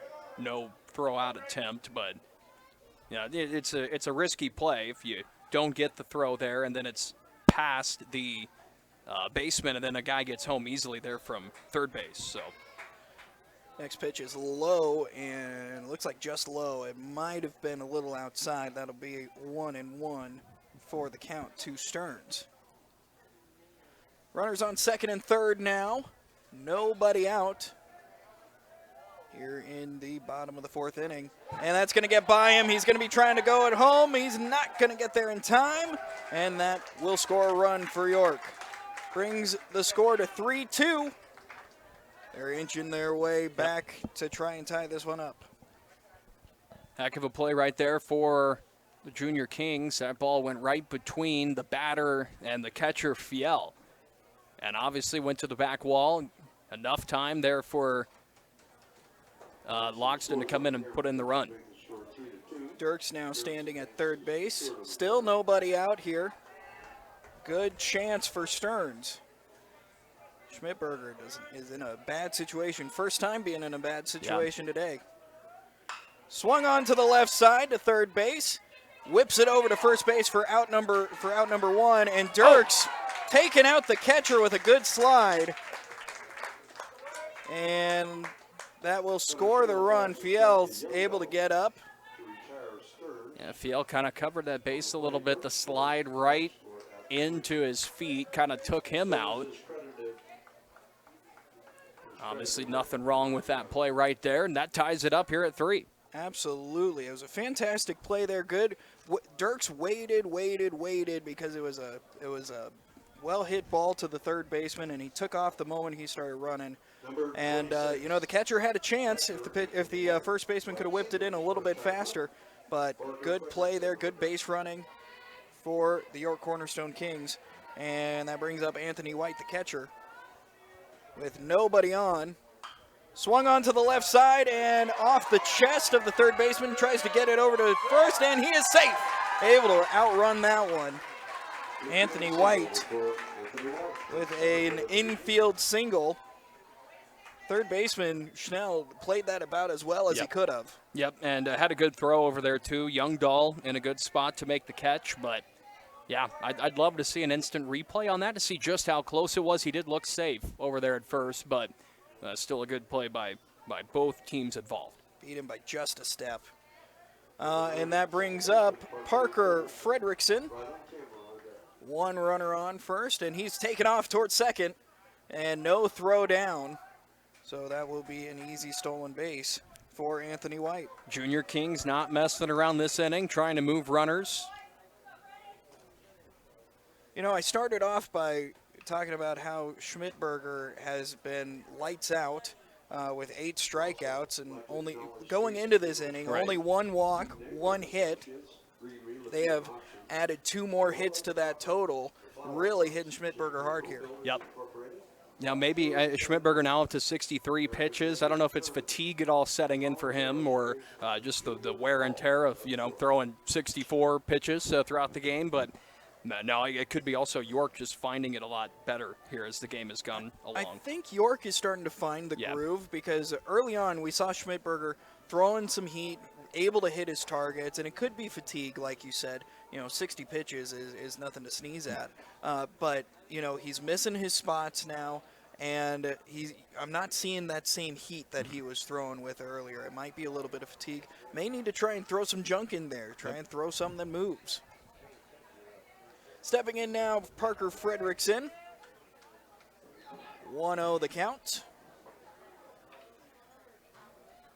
Schmidberger looks back to second and throws home. Swung on and fouled back. 1-1 the count. Frederickson just laying the bat out there. Able to knock that one straight back. In the 4th inning, everything is tied up at 3. The York Cornerstone Kings against the SOS Rebels. Anything to the outfield could be another run here for York with Definitely. that runner on second. Especially with the speed that White has. And speaking of that, it's a high ball to center field. A diving catch by the center fielder. Great Whitmore. play there. Isaac Whitmore right there with the grab. Dove in front, obviously, to come and catch it. Good play there by the center. Saving a run there. If he misses that one, that's definitely scoring one. And they've got a deep outfield. Could have scored 2. 3-3 is your score. Runner on second base is Anthony White. That brings up Rylan Kamler. And mound conversation here between the umpires first. The home plate umpire and the... They were saying there was only 1 out. There are 2 outs. Right. A little confusion up here. First out was Landon Stearns on a good play from the third baseman, and then a fantastic play by the center fielder there for the second out. Rylan Kamler up to bat. That's going to be outside for ball 1. I think what happened there was the coach was on the scoreboard. They only had 1 out, and I think a coach brought it up to the umpire. You got to make sure yeah, all the I's are dot, T's are crossed, and outs are counted. 1-0 the count. Schmidberger sends it home. That is high for ball 2.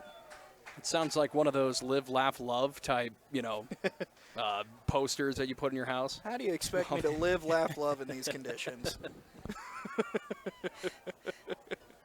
2-0 the count. Last time up, Brian Kamler grounded out to the shortstop. Let's see what he can do here. And stepping off is Schmidberger, getting White back to second base.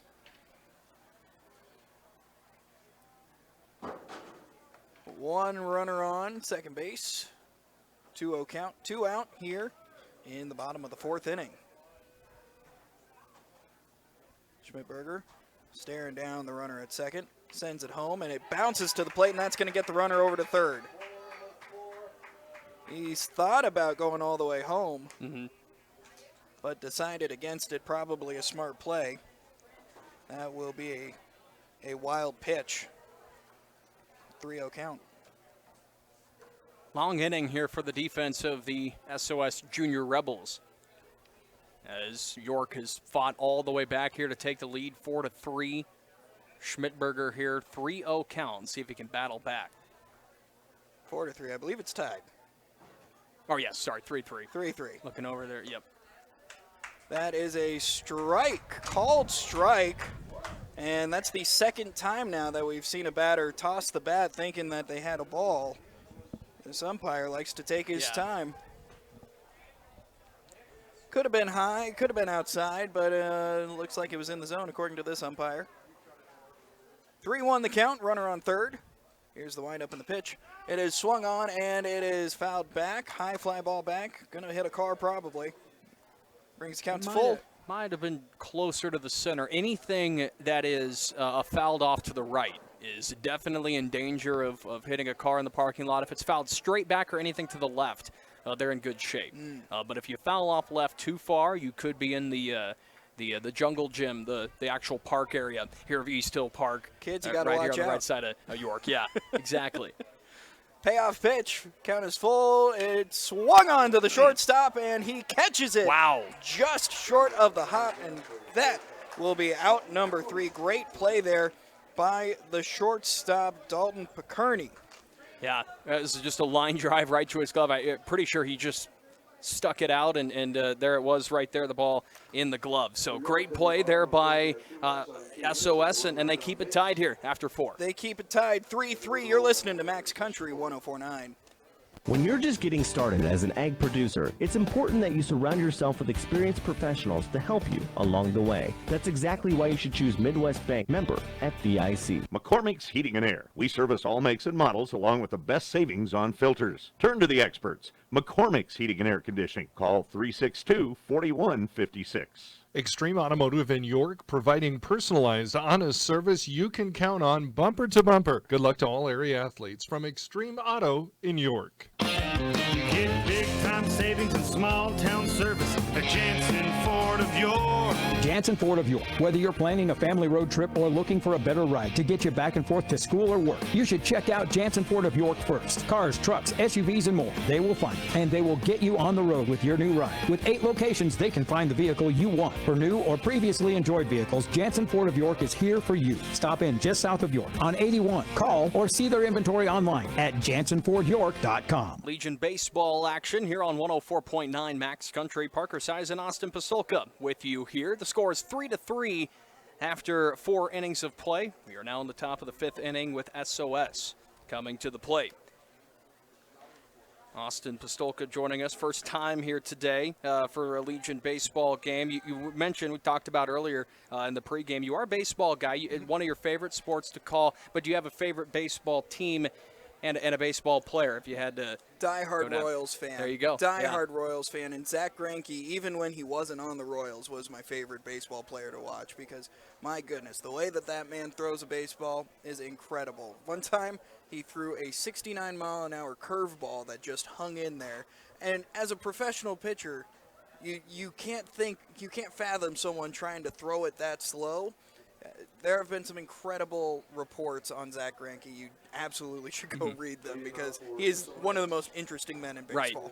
Right. And kind of came through Kansas City a little bit. He was drafted for KC, right? You know, kind of went through and then was traded away or signed to another team or whatever. Now back, obviously, with the Royals. So glad to have him back. Good to see. All right, 1-0 count now here on the board for SOS in the top of the 5th. Eli Fiel at the plate for the Junior Rebels. That'll be a strike as it finds the zone. Inside, I gotta tell you, right near the body, yeah. Yeah, from my angle, it looked like it almost hit him, but I'm not the umpire. I'm not up close and personal. Hager still out there for York Cornerstone, 85th pitch of the game right there. And this one, what did we get here? Low for a ball. Yeah, 2-1 then? 2-1, head to the backstop with that one. The scoreboard a little behind.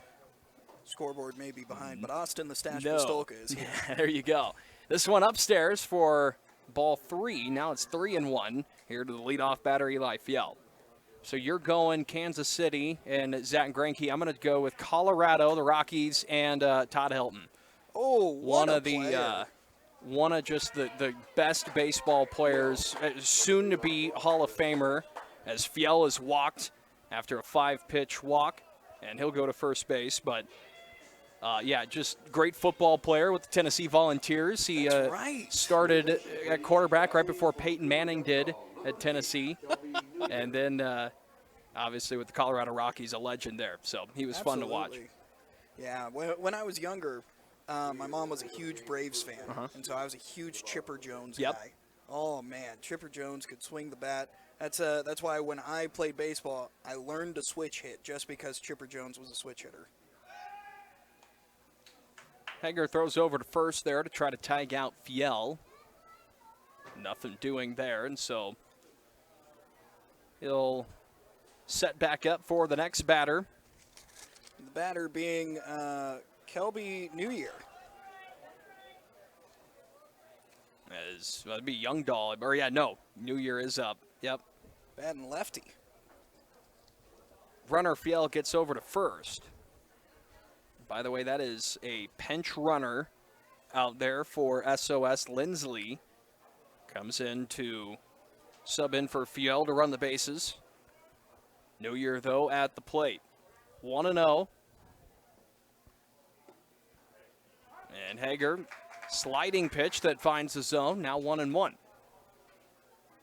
Tie ball game here, 3-3.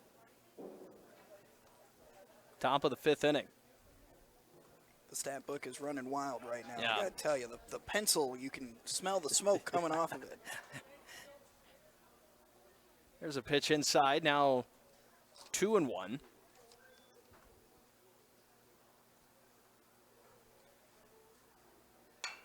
Ooh. Swing there. Contact made by New Year right to the first baseman, Kotschweier, who makes the grab and then runs over to hit the bag for the first out. That does send the runner, Lindsley, to third base. So that is the leading run for the SOS Rebels. Hager doing a really good job. Once again, letting his defense do the work. They've only had one error so far. Now that'll bring up Gavin Onimus up to the plate. Onimus trying to drive in the run. This one hits him. Just, it looked like it hit the shirt. The stitching of the shirt right there, but yeah. I mean, listen, the umpire it. said it hit him. Yep. That is the second time that Onimus has been hit by a pitch. And it's the second time that it's been the first pitch of the at-bat. So now it is, I believe, Picorni up to the plate. He's 0 for 1 today. As Onimus gets over to second base now after the stolen base. Easily got over to second from first. Picorni, this one's going to be fouled back. Hits the top of the netting and falls back down to the field. It's going to be 0-2 here with one out. How do you feel about the overhead netting? Important, I would say. Yeah? Right? I mean, you don't want balls to, I don't know, where do you think there should be a cutoff for it? Do you think it only needs to be I'm fine with a certain tall height? I'm fine with a tall netting. I am not so fine. Drop third strike. Yeah. It sends it over to first base for the out. I am not okay with the overhead netting because fans want a foul ball. Yeah, and obviously this stops it. Okay, I get what you're saying there. I get it. But, hey, sometimes it could could save somebody. I understand the reasoning save a trip to the for it. emergency room. Absolutely. I understand the reasoning for it. Yeah. But I've seen ballparks with just chain link fences around and, probably 20 feet tall right around the backstop. Could be some bad news. Yeah. But 1-0 now. Here to New Year. New batter out there. We got a runner on second and third and a strike called right there. The count's going to be 1-1. Colt New Year, the older brother of, is it Kelby? Kelby New Year, who is currently sitting on second base. No, he's not. He's out. Yeah. There's a hit right to center for New Year, and the grab made by the center fielder, Logston, for the third out right there. And so the SOS Junior Rebels leave a couple of base runners stranded on second and third. They don't pick up a run here in the top of the fifth inning. We'll be right back. York Cornerstone trying to take the lead as we go to the bottom of the fifth next here on Max Country and Strive TV. Become a new Strive school. Join a community of educators and students. Get access to support, resources, and education. Your fans watch for free, and there's even a new revenue opportunity for your school. Contact sales at strive.tv to sign up your school to become a Strive school.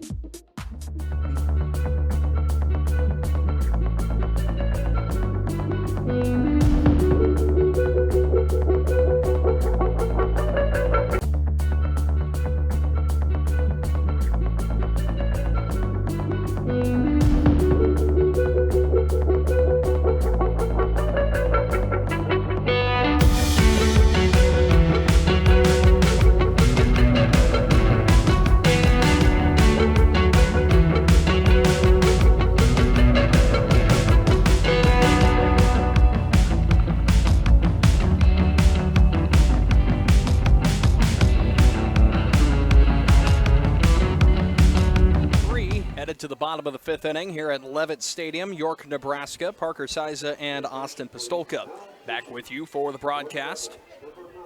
As we got a good one here in this juniors game. If this is anything like what we're going to see in the seniors game later today, here New we pitcher. go. Yeah.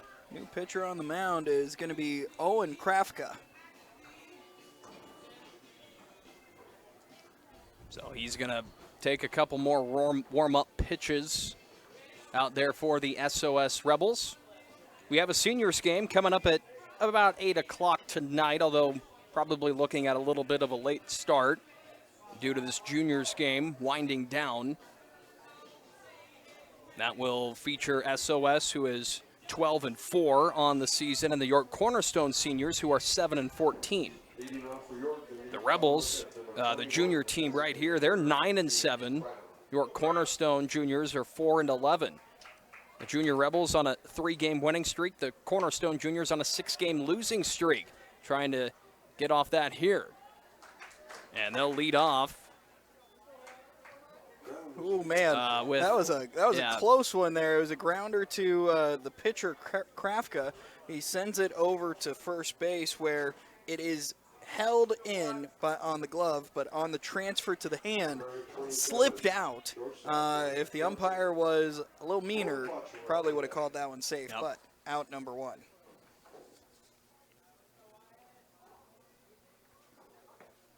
And so now it's Wyatt Gartner, 0 for 2 today at the plate for him. 1 out, and that first pitch in there for a strike. It's going to be 0-1.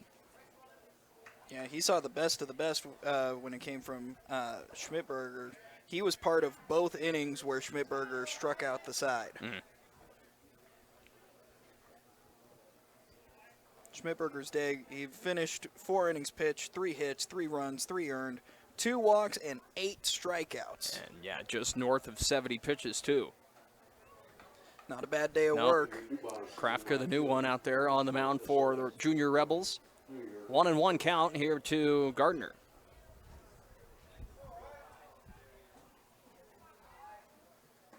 He's got a big kick for a little guy. He gets his knee way up there, hunches his shoulders. That was in the zone for the second strike. 1-2.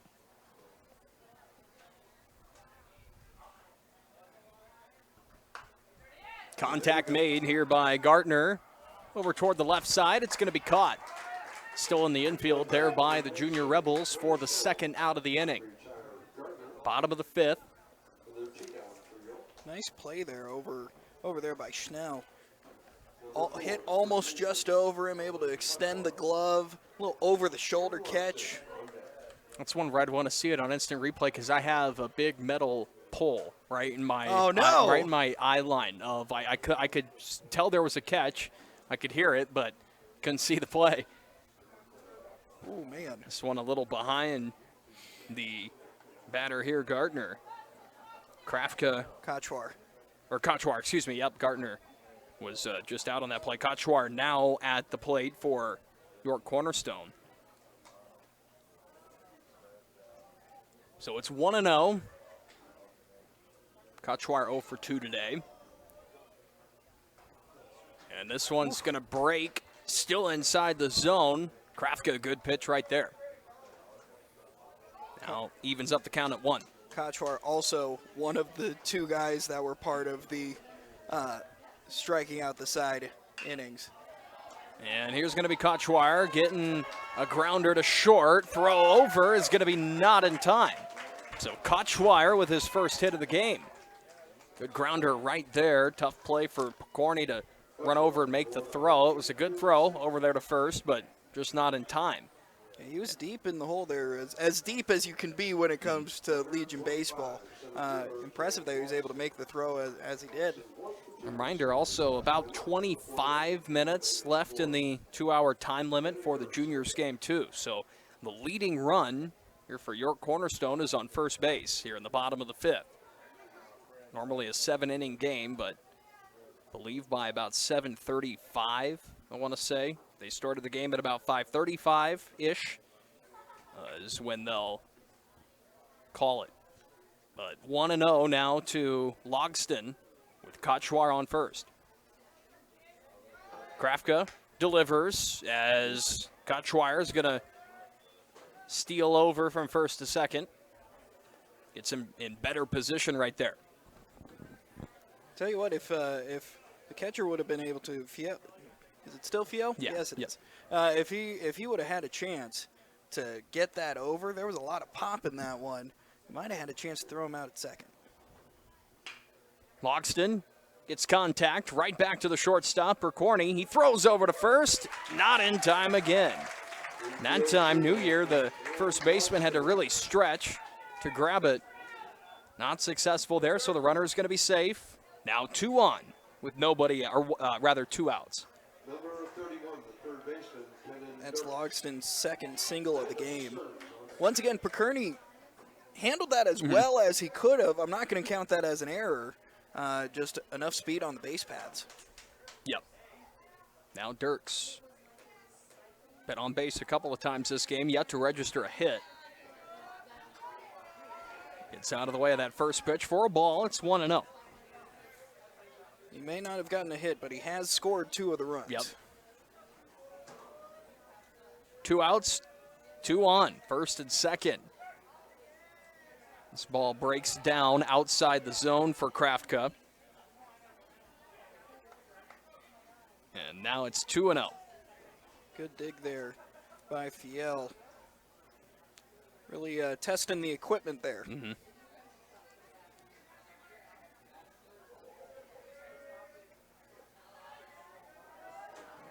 Oh, man. This one outside, now 3-0. Kraftka in a tough spot here with 2 outs. Let's see if Dirks can get his 3rd walk of the game. Yep. Kraftka delivers this one low, and that will be a walk to load the bases with 2 outs. That one was kind of close. I was waiting for the umpire to slowly point for yet another strike. Fiel checking on his young pitcher. Yeah. Probably just trying to tell him to shake it off, get this out. Not the worst situation to be in. I mean, there are 2 outs, force out at every base. Yep. Now up here is Landon Stearns for York Cornerstone, and a strike right in there for Kraftka. Good pitch. He wanted that one. Swung ahead of that one just a little bit. He's going to try and zero in on the next one. Stearns checks, but gets over the base, so now it's 0-2. Tie ball game, bases loaded. Bottom of the 5th inning, York Cornerstone Juniors at the plate. Could the inning end right here? It's Kraftka with the pitch. It's outside for a ball. First ball, now 1-2. Good waste pitch. It was outside. It was way outside. But if I tell you what, if Stearns had wanted to swing, just decided he was going to swing, that's a good pitch to do it on. Kraftka winds and delivers. This one upstairs just a bit too much. And now we're knotted up at 2. I don't know how Stearns laid that one off. We've seen players swing on that kind of pitch all day. That's one of those that looks like, oh, I'm about to be the hero. Oh, man. This one outside the zone. Now full count. Probably the biggest pitch of the ball game coming up right here. Full count. Tie ball game in the bottom of the 5th. With 2 outs. This could be the ball game. Pitch by Kraftka, low, and that's going to be a ball and will walk Stearns. That sends home Kochweier for the leading run here in the bottom of the 5th inning. That's an incredible at-bat for Stearns.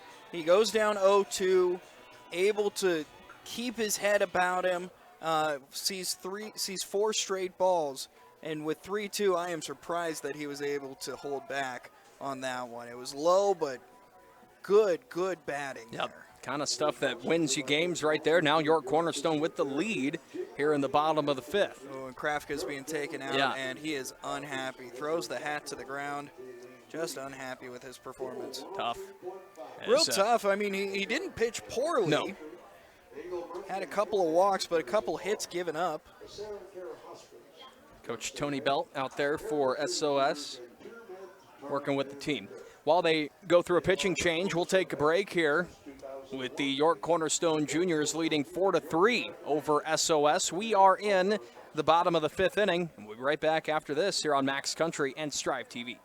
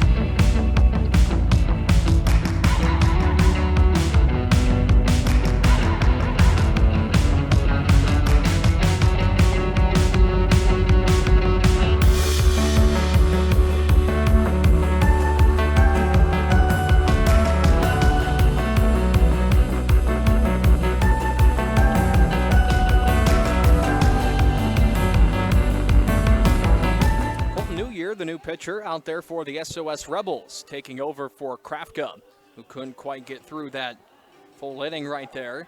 So we are in the bottom of the 5th with 2 outs. York Cornerstone just scored on a bases-loaded walk. That obviously drove in the leading run. It's now 4-3. White is up to the plate here for the Cornerstone Junior Kings, trying to advance some more runners here, but a new pitcher out here, obviously, too, for American Legion SOS team. Couple of changes. Schnell moves from third base to catcher. Looks like the DH, Colin Verbka, moves over to third. Where they're just trying to cover the infield now. You know, it's kind of an interesting strategy with such little time left. They're kind of eating up their own clock. So if they're really expecting to get out of this one very quickly in order to get another inning in. Well, and maybe the batter that the junior SOS team did not want to see is Anthony White. He is 2 for 2 today. That's for sure. And the first 2 pitches to him, all low in the zone for balls. It's 2-0. Again, 2 outs, bases loaded. Logston at third base for York. Dirks at second, Stearns at first. New Year has an interesting windup. Turns his back completely to the batter, whips that leg around, and almost falls off of the pitching mound. There's a good one in the zone for strike 1.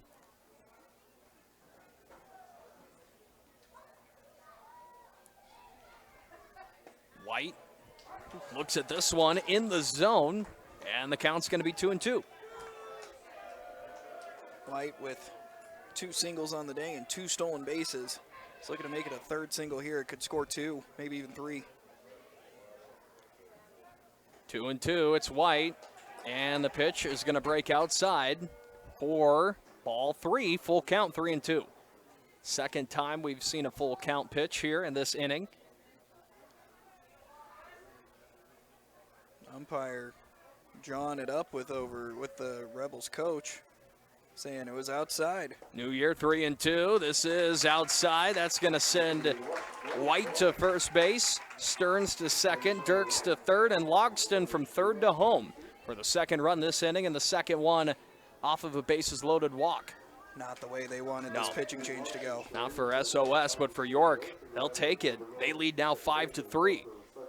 And it's Parker Fredrickson up to bat. Yep. Fredrickson up here, 0-2. Oh, man. I'm talking with 2 left feet. Yeah, there you go.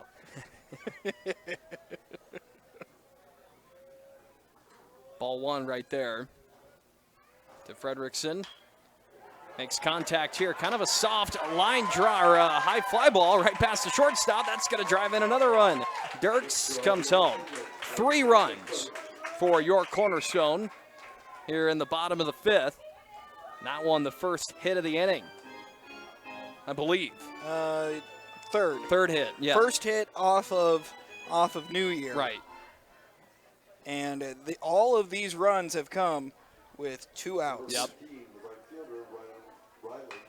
And now it's Rylan Kamler. Ground ball that goes foul. So Fredrickson right there, he popped that one. It wasn't a deep fly ball. It was just a fly ball just beyond shortstop, but kind of in that sweet spot, right over the shortstop, too far for the right fielder to come up and grab it, or left fielder rather, to come up and grab it. Oh, man. Snell wanted to fire over to first base. Would have got him, too. Kamler sees a ball. Now it's 1-1.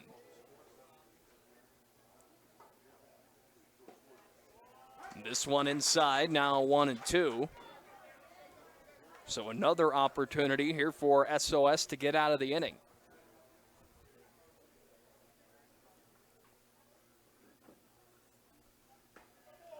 There it is. And that's going to be a strikeout as New Year gives him a little breaking ball that falls to the bottom part of the zone.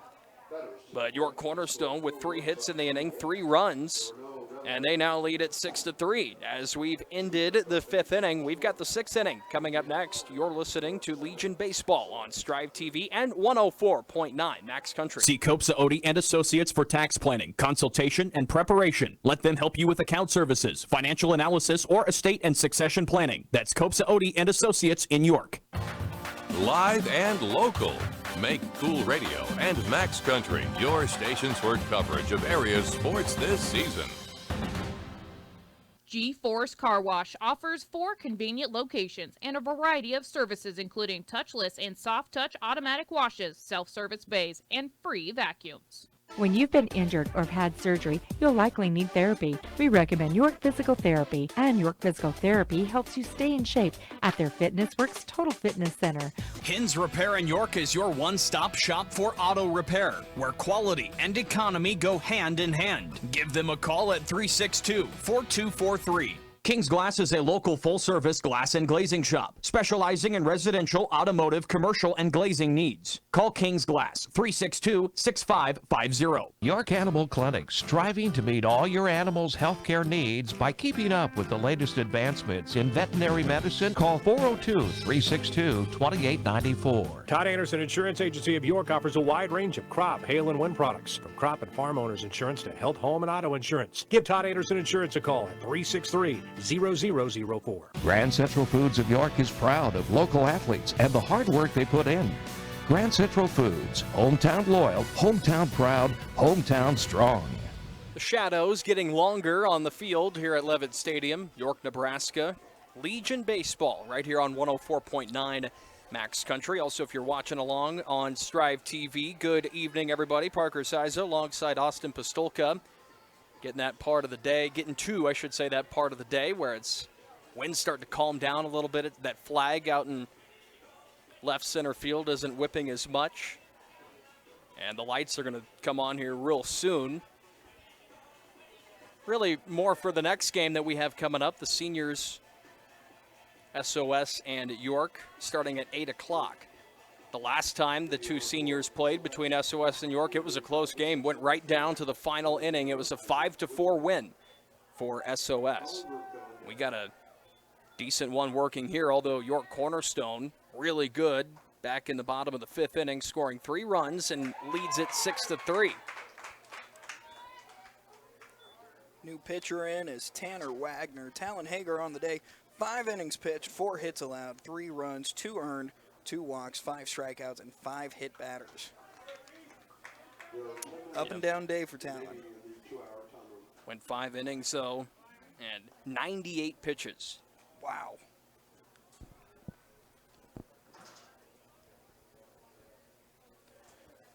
Oh, and 2 now. You got here to the batter. Yep. Tanner Wagner, big boy.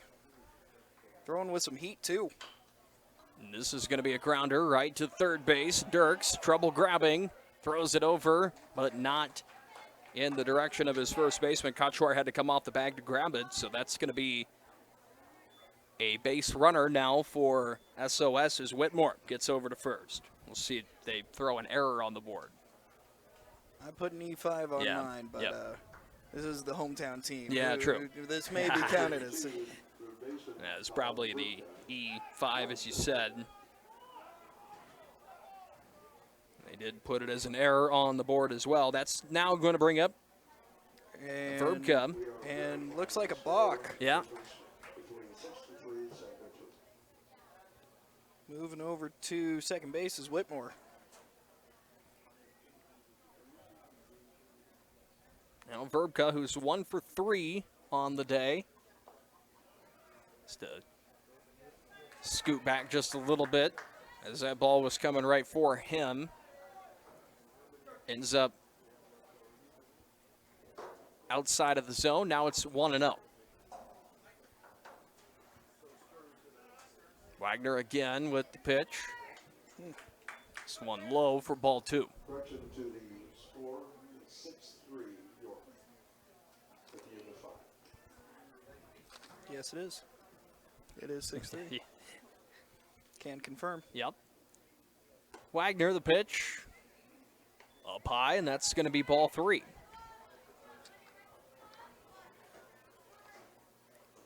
Tell you what, keeping stats for a baseball game, not the easiest thing in No. the world to do. Looked like Verbka wanted to go down for a bunt there. He pulls back, and pitch is thrown down the middle for a strike, 3-1. This umpire, and Colin strikes late. He's a man with his Yep. own internal time clock, let me tell you. Woo! Here's a hit out into the outfield. Right field, Kamler can't grab it. He's looking right back in the sun. And so they're going to not make a run over to home plate. Whitmore instead just stops at third. Verbka will get from first to second for the double right there. It stopped originally at first, but got to second. And so now it's the SOS Junior Rebels here in business. And a mound visit here for Coach Bonnell and the Cornerstone Juniors team. And just trying to regain some momentum here, talk some things over. Try and regain some momentum and also burn up some of that time. How much time is left on that clock? 7:27 is the time right now, 7:28. And I believe, they started the game about 5 to 7 minutes after 5:30, so we got about 10 more minutes or something. You know, taking a little bit of time for this is a smart play, especially with a 3-run lead. Bringing the clock into it is just as much part of the game. It's not normally a thing with baseball. Right. However, very important in juniors. So officially 1 for 1. And hit by a pitch, walk, and single. And so it's Connor Schnell up here for SOS. Nobody out and runners on second and third. The delivery, this one outside by Wagner, will be ball 1. Schnell had the first run of the game. He connected on a single and was able to get all the way around to third and would later score. This is going to be a grounder right to short. Shortstop has trouble grabbing, throws over to first, not in time. That scores 1 run for SOS. And the runner Schnell is going to be safe at first. Whitmore gets to home plate for the Junior Rebels. Verbka advances over to third. And now it's a 2-run game, 6-4. I'd count that one as a single. It was a tough play there for the shortstop to make. Another timeout called here by York. There's a limit, obviously, to what they have, but I'm starting to wonder if they took your advice there and tried to kill some clock here. We got the, 2-hour limit coming up. If you got them to use, might as well use them. And I believe, yes, they are making a pitching change, and they're going to hand the ball over to the third baseman, Dirks. Interesting choice with the music during the home. The Jeopardy theme song, if folks can't hear it at home. Yeah.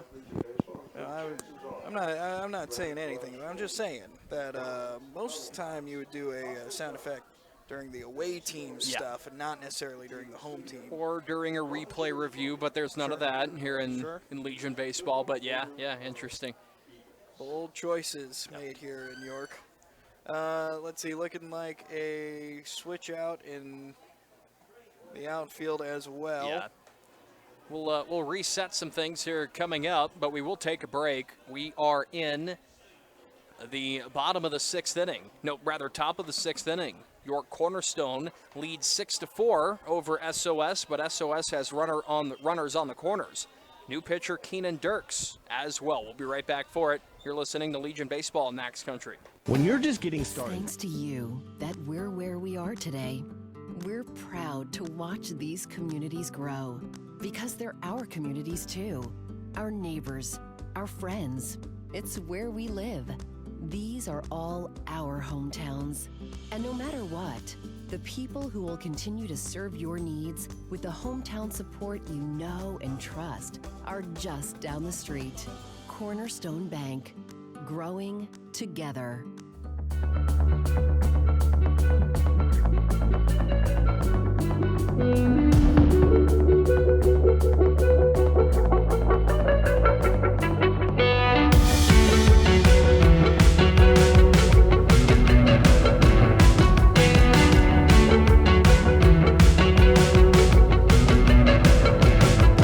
Stadium in York as they lead the SOS Junior Rebels 6-4. And runners at first and third here for SOS. Lindsley is going to be the pinch runner at first base. Verbka is at third base. Callahan at the plate for the Rebels. And you got a new pitcher right there, Keenan Dirks for York Cornerstone. Setting the table, Keenan Dirks went from third base to pitcher. Landon Stearns moves over to third base, and it looked like Phoenix Brown went from the DH spot out into the outfield. This is Dirks' 5th appearance on the season at the mound. He's the second most used pitcher behind Kochwar, who has just over 15 innings pitched. Dirks with just over 12 innings pitched. 1-0 win-loss record on the season, 10 hits allowed. And this one is going to slide inside the zone for a strike, 0-1. But the runner there is going to advance from first to second, get a little bit more in scoring position. Wagner's pitching line for the day is 1+. Didn't get any outs. 2 hits, 1 run, none earned. No strikeouts, no walks. Swing and a miss by Callahan there, now 0-2. Again, nobody out. Dirks in position for a 3-out save. Oh, this guy, he's shaking off the catcher. He knows what he wants. Yeah. And ooh, ball gets to the backstop, but runner doesn't go at third. Pulled back. Lucked out on that one. Verbka, wanted to just stay there at third base. Would have been a tight fit there to get home and stay safe. Anthony White did a great job running over there, got there quickly. Quick enough to keep the runner at third. The tying run is at second. A good knock to the outfield could tie the game up at 6 as Callahan there is going to get struck out on a 1-2 count. Dirks, that's what you want a closer to come in and do.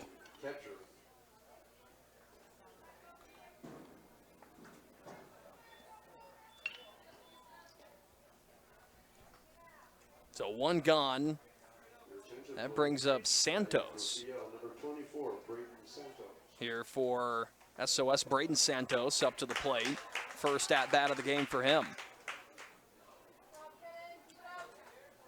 And the first pitch here by Dirks in there for a strike. It's going to be 0-1.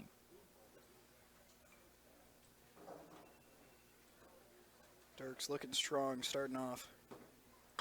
Delivers. This one lines right to third. Third baseman lost it.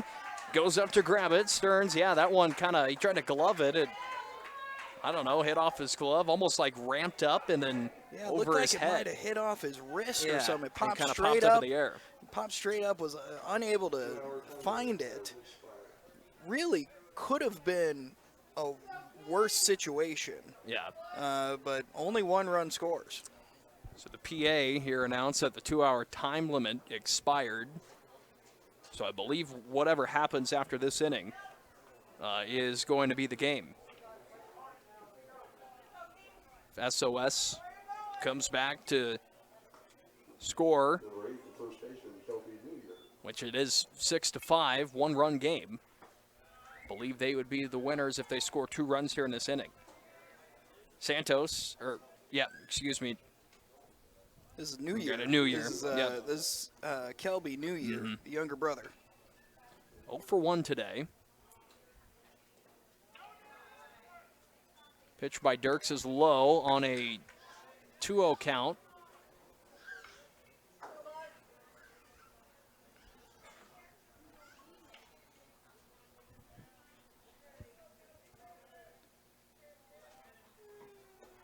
Now up high. Ooh. It's going to be 3-0.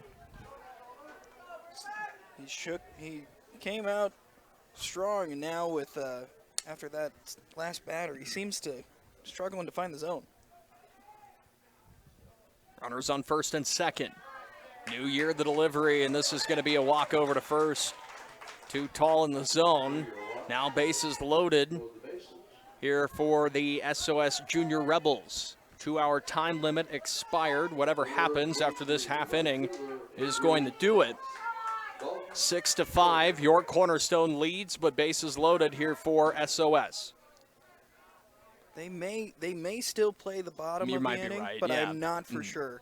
I am not well versed in Legion baseball, this being my first of the year. Well, we will see as well. I could it's not reach often behind here and ask the people behind us. And That's true. Not often do we cover juniors games. No. No time limits for the seniors games, I believe. So I could also be wrong. Yeah, bases loaded. Dubas. 0-1. That was a good first pitch by Dirks. Second one going to be grounded right to first. They're going to make the play over to home, and he's out.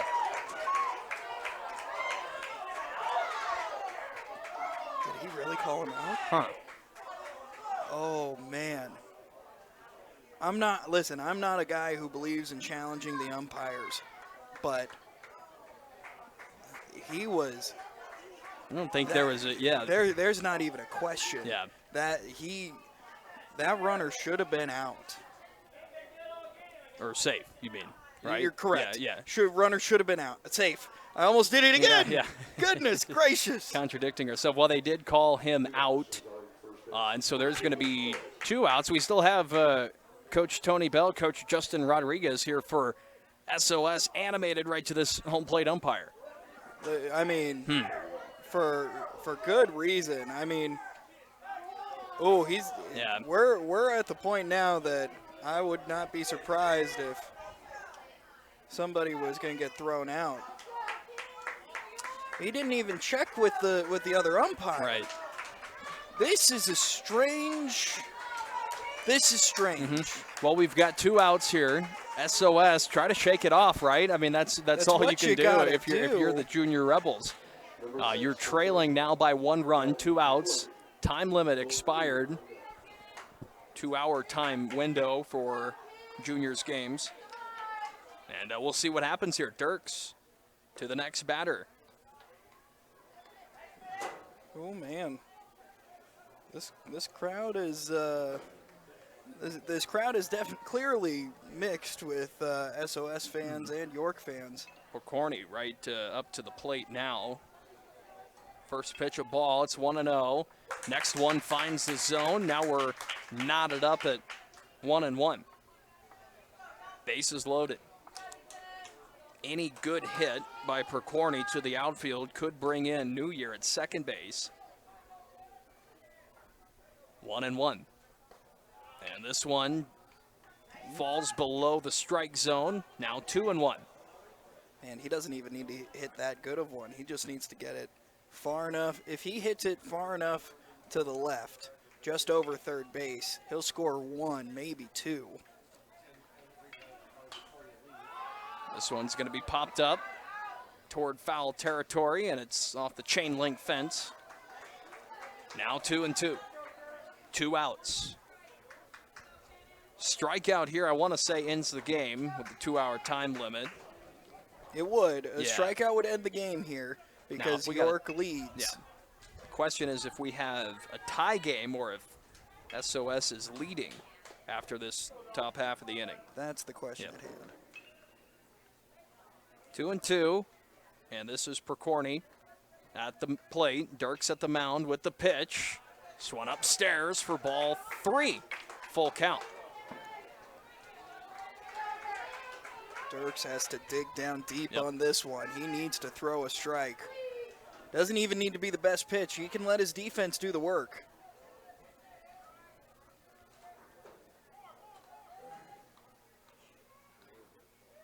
Dirks winds and delivers this one. Too tall, outside the zone. That sends in the tying run. And SOS down by 3 runs. I think it was 6-3, right? Coming into this inning, get 3 runs here in the top of the 6th to knock this one back up. Probably should have been 4. Yeah. But who's keeping count? Yeah. Now they got a good chance to take the lead here with 2 outs, but bases loaded.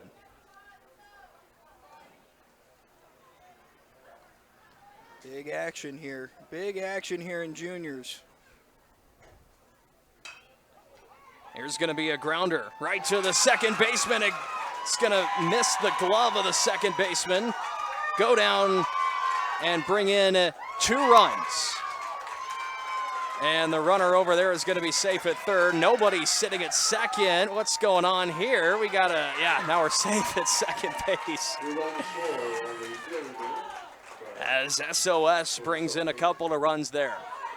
Big mistake there in the infield for York. He's getting it done here today for the Rebels. Yeah, that should have been out number 3 there, and we should have been heading to the bottom of the 6th. But oh man, just off his glove, and now they're gonna have to do some work in the bottom of the inning. Yep.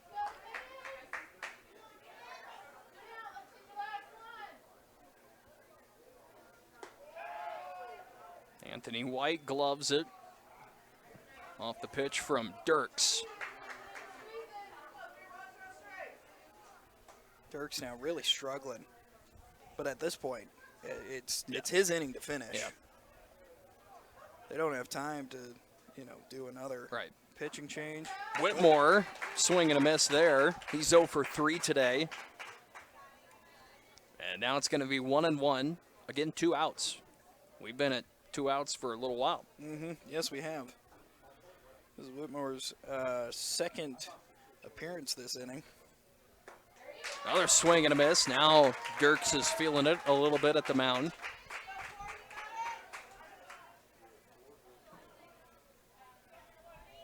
Whitmore scored earlier on an error. Excuse me, he got on with an error and scored later the inning. That's going to be a drop third strike. Throw over to first base in time for the out. I believe we will go to the bottom of the 6th. So York Cornerstone has a chance to answer. And we'll see how it goes. Right after this, you're listening to Legion Baseball on Max Country and Strive TV.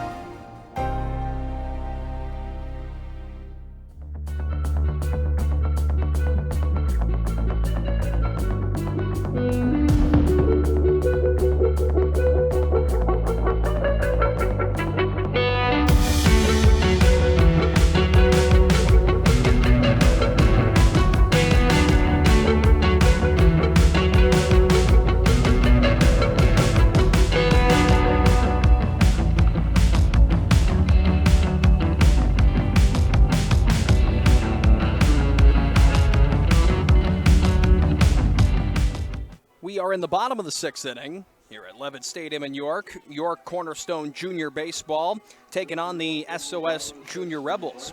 American Legion SOS, they scored, 5 runs in that 6th inning to come back, take the lead. And now it is 8-6 is when we're here in the bottom of the 6th inning, and this will be the final half inning if York, no matter what happens. We kind of thought there at the end that it would be the last inning. That would have been if York would have been leading after the top half of the 6th inning, but obviously SOS came back to take the lead. Now we're here in the bottom of the 6th, getting you ready. I got to say, that umpire's got to be real happy that he didn't cost SOS the game. Listen, when it comes to correcting umpires, I'm not going to be correcting him on balls and strikes. I'm not going to be that guy. However, that was a missed call, but it does not change the outcome of this game. So here we go. York needs 2 runs to tie.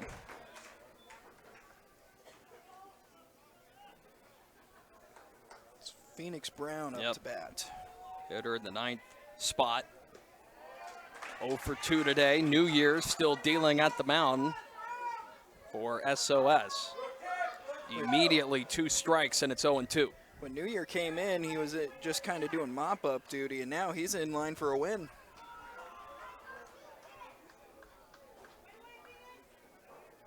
Third pitch goes outside for a ball, now 1-2.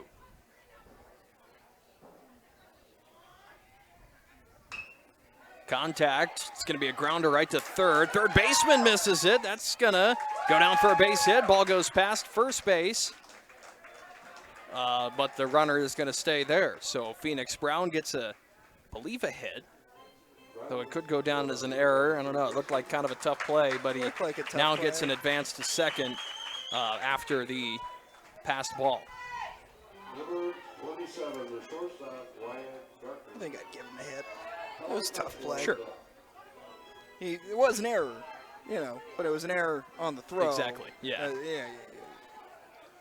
We'll give him a single. Official scorebook here. In air quotes, official scorebook. Yeah. Yes. And the next batter here is Wyatt Gartner, 0 for 3 today. First pitch for a strike, it's 0-1. 8-6 is the score. It's the amount of runs that SOS scored in the first time these two teams played this year, 8 runs. But Cornerstone was shut out. They put up 6 runs here in the second edition of this game, but have to crawl behind now. Or have to crawl back into it, I should say. 1-1. This is Gartner. Ball's going to get past the catcher on the pitch.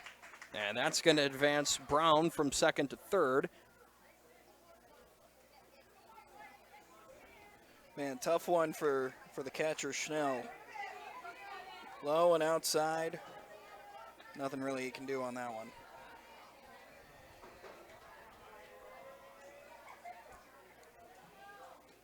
Count is 2-1. New Year with the pitch. This is going to be popped straight up into the air. The shortstop coming in to make the grab for the second out.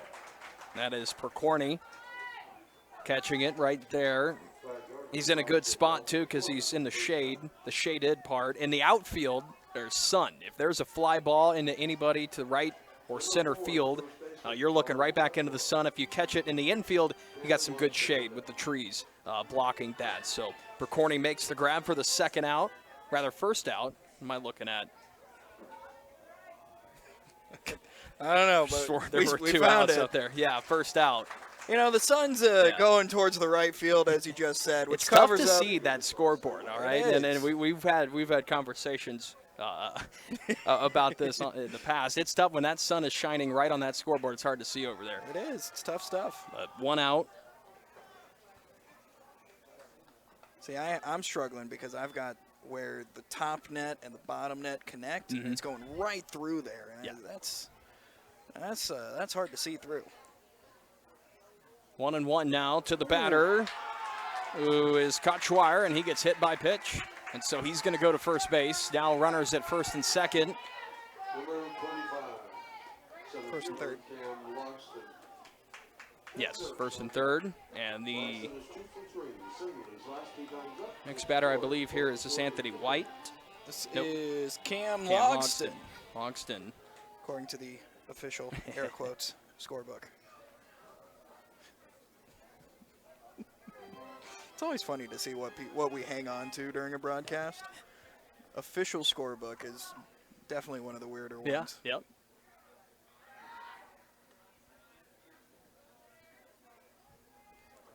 New Year tries to throw over to first to tag out the runner. Not in time. Logston, he's 2 for 3 on the day, 2 singles. Scored 2 runs.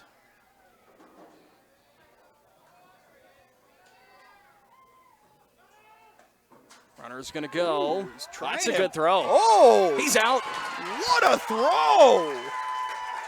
Schnell got him. That was, if the box score is right, we got, I think, Schmidberger. No, that's wrong. No, so I'm wrong with what we have here, but yeah, heck of a throw there by the catcher over to second base. Right there for the putout in the second out of the inning. That Fiel, I think the catcher actually. The catcher was Fiel. Yeah. It's now Connor Schnell. Okay. He started the game at third base. Yeah. And you can see why they put him at third base with an arm like that. He made some really great plays over at third base, which were basically same thing. Really a great arm there. Wow, cannon. That was kind of the first throw out we've seen here. With a runner trying to steal. That's a dangerous one to do with a runner on third. Yeah. They're confident in Schnell. So it's still 8-6 SOS. 2-0 count here to Logston. Now 3-0 as New Year pitches this one outside.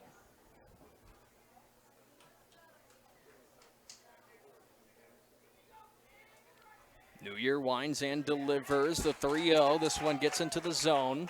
Now 3-1. Man, I'm still geeking about that throw. Yeah. I got to throw it out there. Unintended.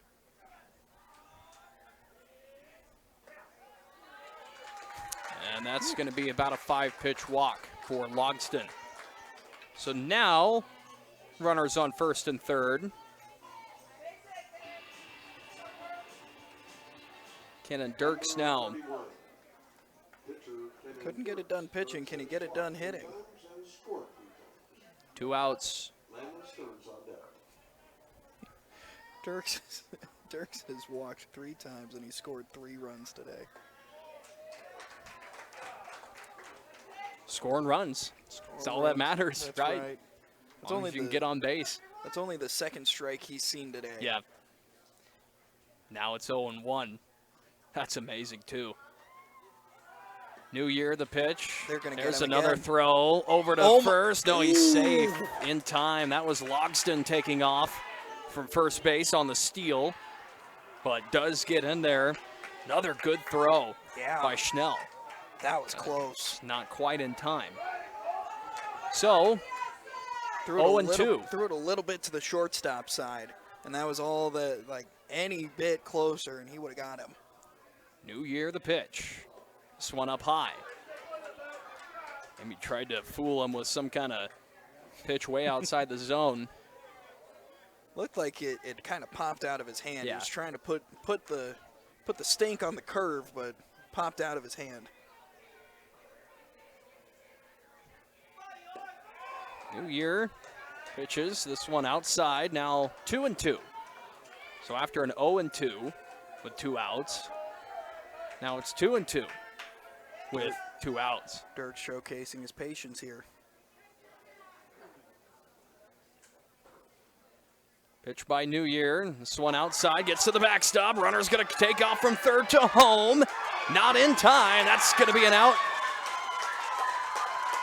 Pitcher right there. What a heads-up play by New Year to come from the mound. Wow. Get over there, get on home plate, let his catcher grab it at the backstop, and just tag the runner out. I got to tell you, Schnell, they may need to keep him at catcher. the plays that he made, a little bit of discussion here. Yeah. And not happy campers, obviously, now, or York. Coach disappointed there, but that's going to be the final score, 8-6 after 6 innings of play. It was SOS roaring back in the bottom of the 5th, or rather in the 6th inning, to take the lead, a 5-run top of the 6th inning for SOS to come back and win this game. Final score is 8-6. And we'll take a short break. We'll run back and wrap this one up with some box score stats and get you ready for the second game that we have later today with the seniors, the Cornerstone seniors and the SOS seniors coming up. But we'll be right back. Again, the final score, 8-6. SOS Junior Rebels over York Cornerstone here on Max Country. Extreme Automotive in York, providing personalized, honest service you can count on bumper to bumper. Good luck to all area athletes from Extreme Auto in York. Tim and Kale Palace, Bill Hoffman and Nate Hoffman, your independent Pioneer sales representatives, are proud to sponsor local high school athletes. Call them to talk about the industry's best lineup for both corn and soybeans for your farming operation. When you're selling, buying, exchanging, or refinancing a home, a parcel of land, or commercial real estate, York County Title Company is here to help you. 608 North Grand Avenue in York. Only top quality USDA choice meat, the freshest produce in town, plus they carry your groceries to your vehicle. Bruning Grocery is your small town supermarket located in downtown Bruning.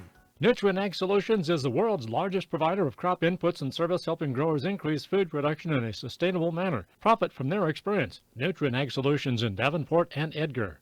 This is Byron of the Byron Weimer Agency. Jody and I are proud to support the Broncos. Call us for your crop, livestock, farm, home, and auto insurance. Go Broncos! Final score here in this juniors matchup between SOS and York Cornerstone, 8-6. SOS with the win. The win moves them to 10-7 on the season, and now the juniors are on a 3-4 game win streak. York Cornerstone with the loss will drop to 4-12. Their losing streak drops now to 7, or moves to 7 games. Some final stats from this one. First, starting with the winning team today, SOS. Looked like it was Isaac Whitmore kind of leading the way. He was 2 for 4, was struck out 1 time. Verbka was 2 for 4 with 2 runs scored. Was struck out 1 time as well. Chanel went 1 for 2 at the plate today. Colton New Year went 0 for 5. Isaac Whitmore went 0 for 4. Let's try that again. Yeah, he went 0 for 4 with 2 runs scored. And then Callahan went 0 for 3. Fiel 0 for 1, but with 1 RBI. Santos went 1 for 1 with 1 run and 1 RBI. Youngdahl went 1 for 2 with 2 RBIs. New Year went 0 for 1 with 1 run scored and went on base had a base on balls 1 time. Oemus went 0 for 1. Dubas went 0 for 1 with 1 run, and Picorni went 0 for 2 with 1 RBI. And then now looking at York Cornerstone and their stats for the game. Will Gartner went 0 for 4 with 2 strikeouts. Kotschwar went 0 for 3 with 1 run. Logston went 2 for 3 with 2 runs. Dirks went 0 for 0, but had 3 runs scored on the board. Had base on balls 3 times during the game. Landon Stearns went 0 for 2. Anthony White went 2 for 2 with 1 RBI. Parker Fredrickson went 1 for 3 with 2 RBIs. Kamler went 0 for 3, and Phoenix Brown went 1 for 3 on the game.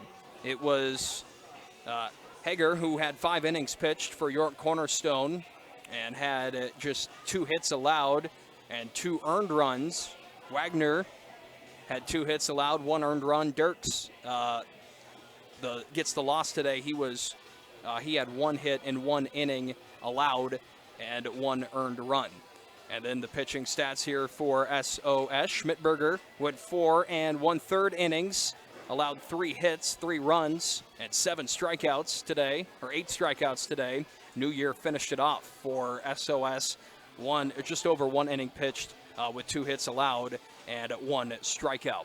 Final thoughts there, Austin, on the juniors game. A lot of action down the end and just some mistakes that I think you can maybe tell both of these teams, like, is there something you would like to clean up here with what happened in this game? I think both teams would say yes, maybe just a little bit more, a couple more mistakes there for York right at the end. Yeah, I would say so, and I think even more so. I think the Rebels definitely need to think about putting Connor Schnell down at catcher. The things that he did in that last inning to save the game for the Rebels really was the difference maker. He really was a fantastic player. And also, big shout out to Braden Schmidberger for the 8 strikeouts for that. Really set them up well. But York, they battled. They absolutely battled. Just a couple of mental mistakes at the end was the difference. It was for sure a good battle. And again, the final score, SOS 8, York Cornerstone 6. And that's the juniors final. My name is Parker Siza, joined alongside Austin Pistolka. We have one more game coming up here from Levitt Stadium that will start in a little over a half hour from now. It's a scheduled 8 p.m. start, which is right now, but with this juniors game just ending a little bit long, maybe looking to get this game started in about a half hour. So for now, we'll take a long break here on our broadcast. We'll send you back to some music. If you are listening to us on 104.9 Max Country. If you're watching us on Strive TV, we'll be back in about a half hour to start this second game between the York Cornerstone Seniors and the SOS Senior Rebels. That's next. When you're selling, buying,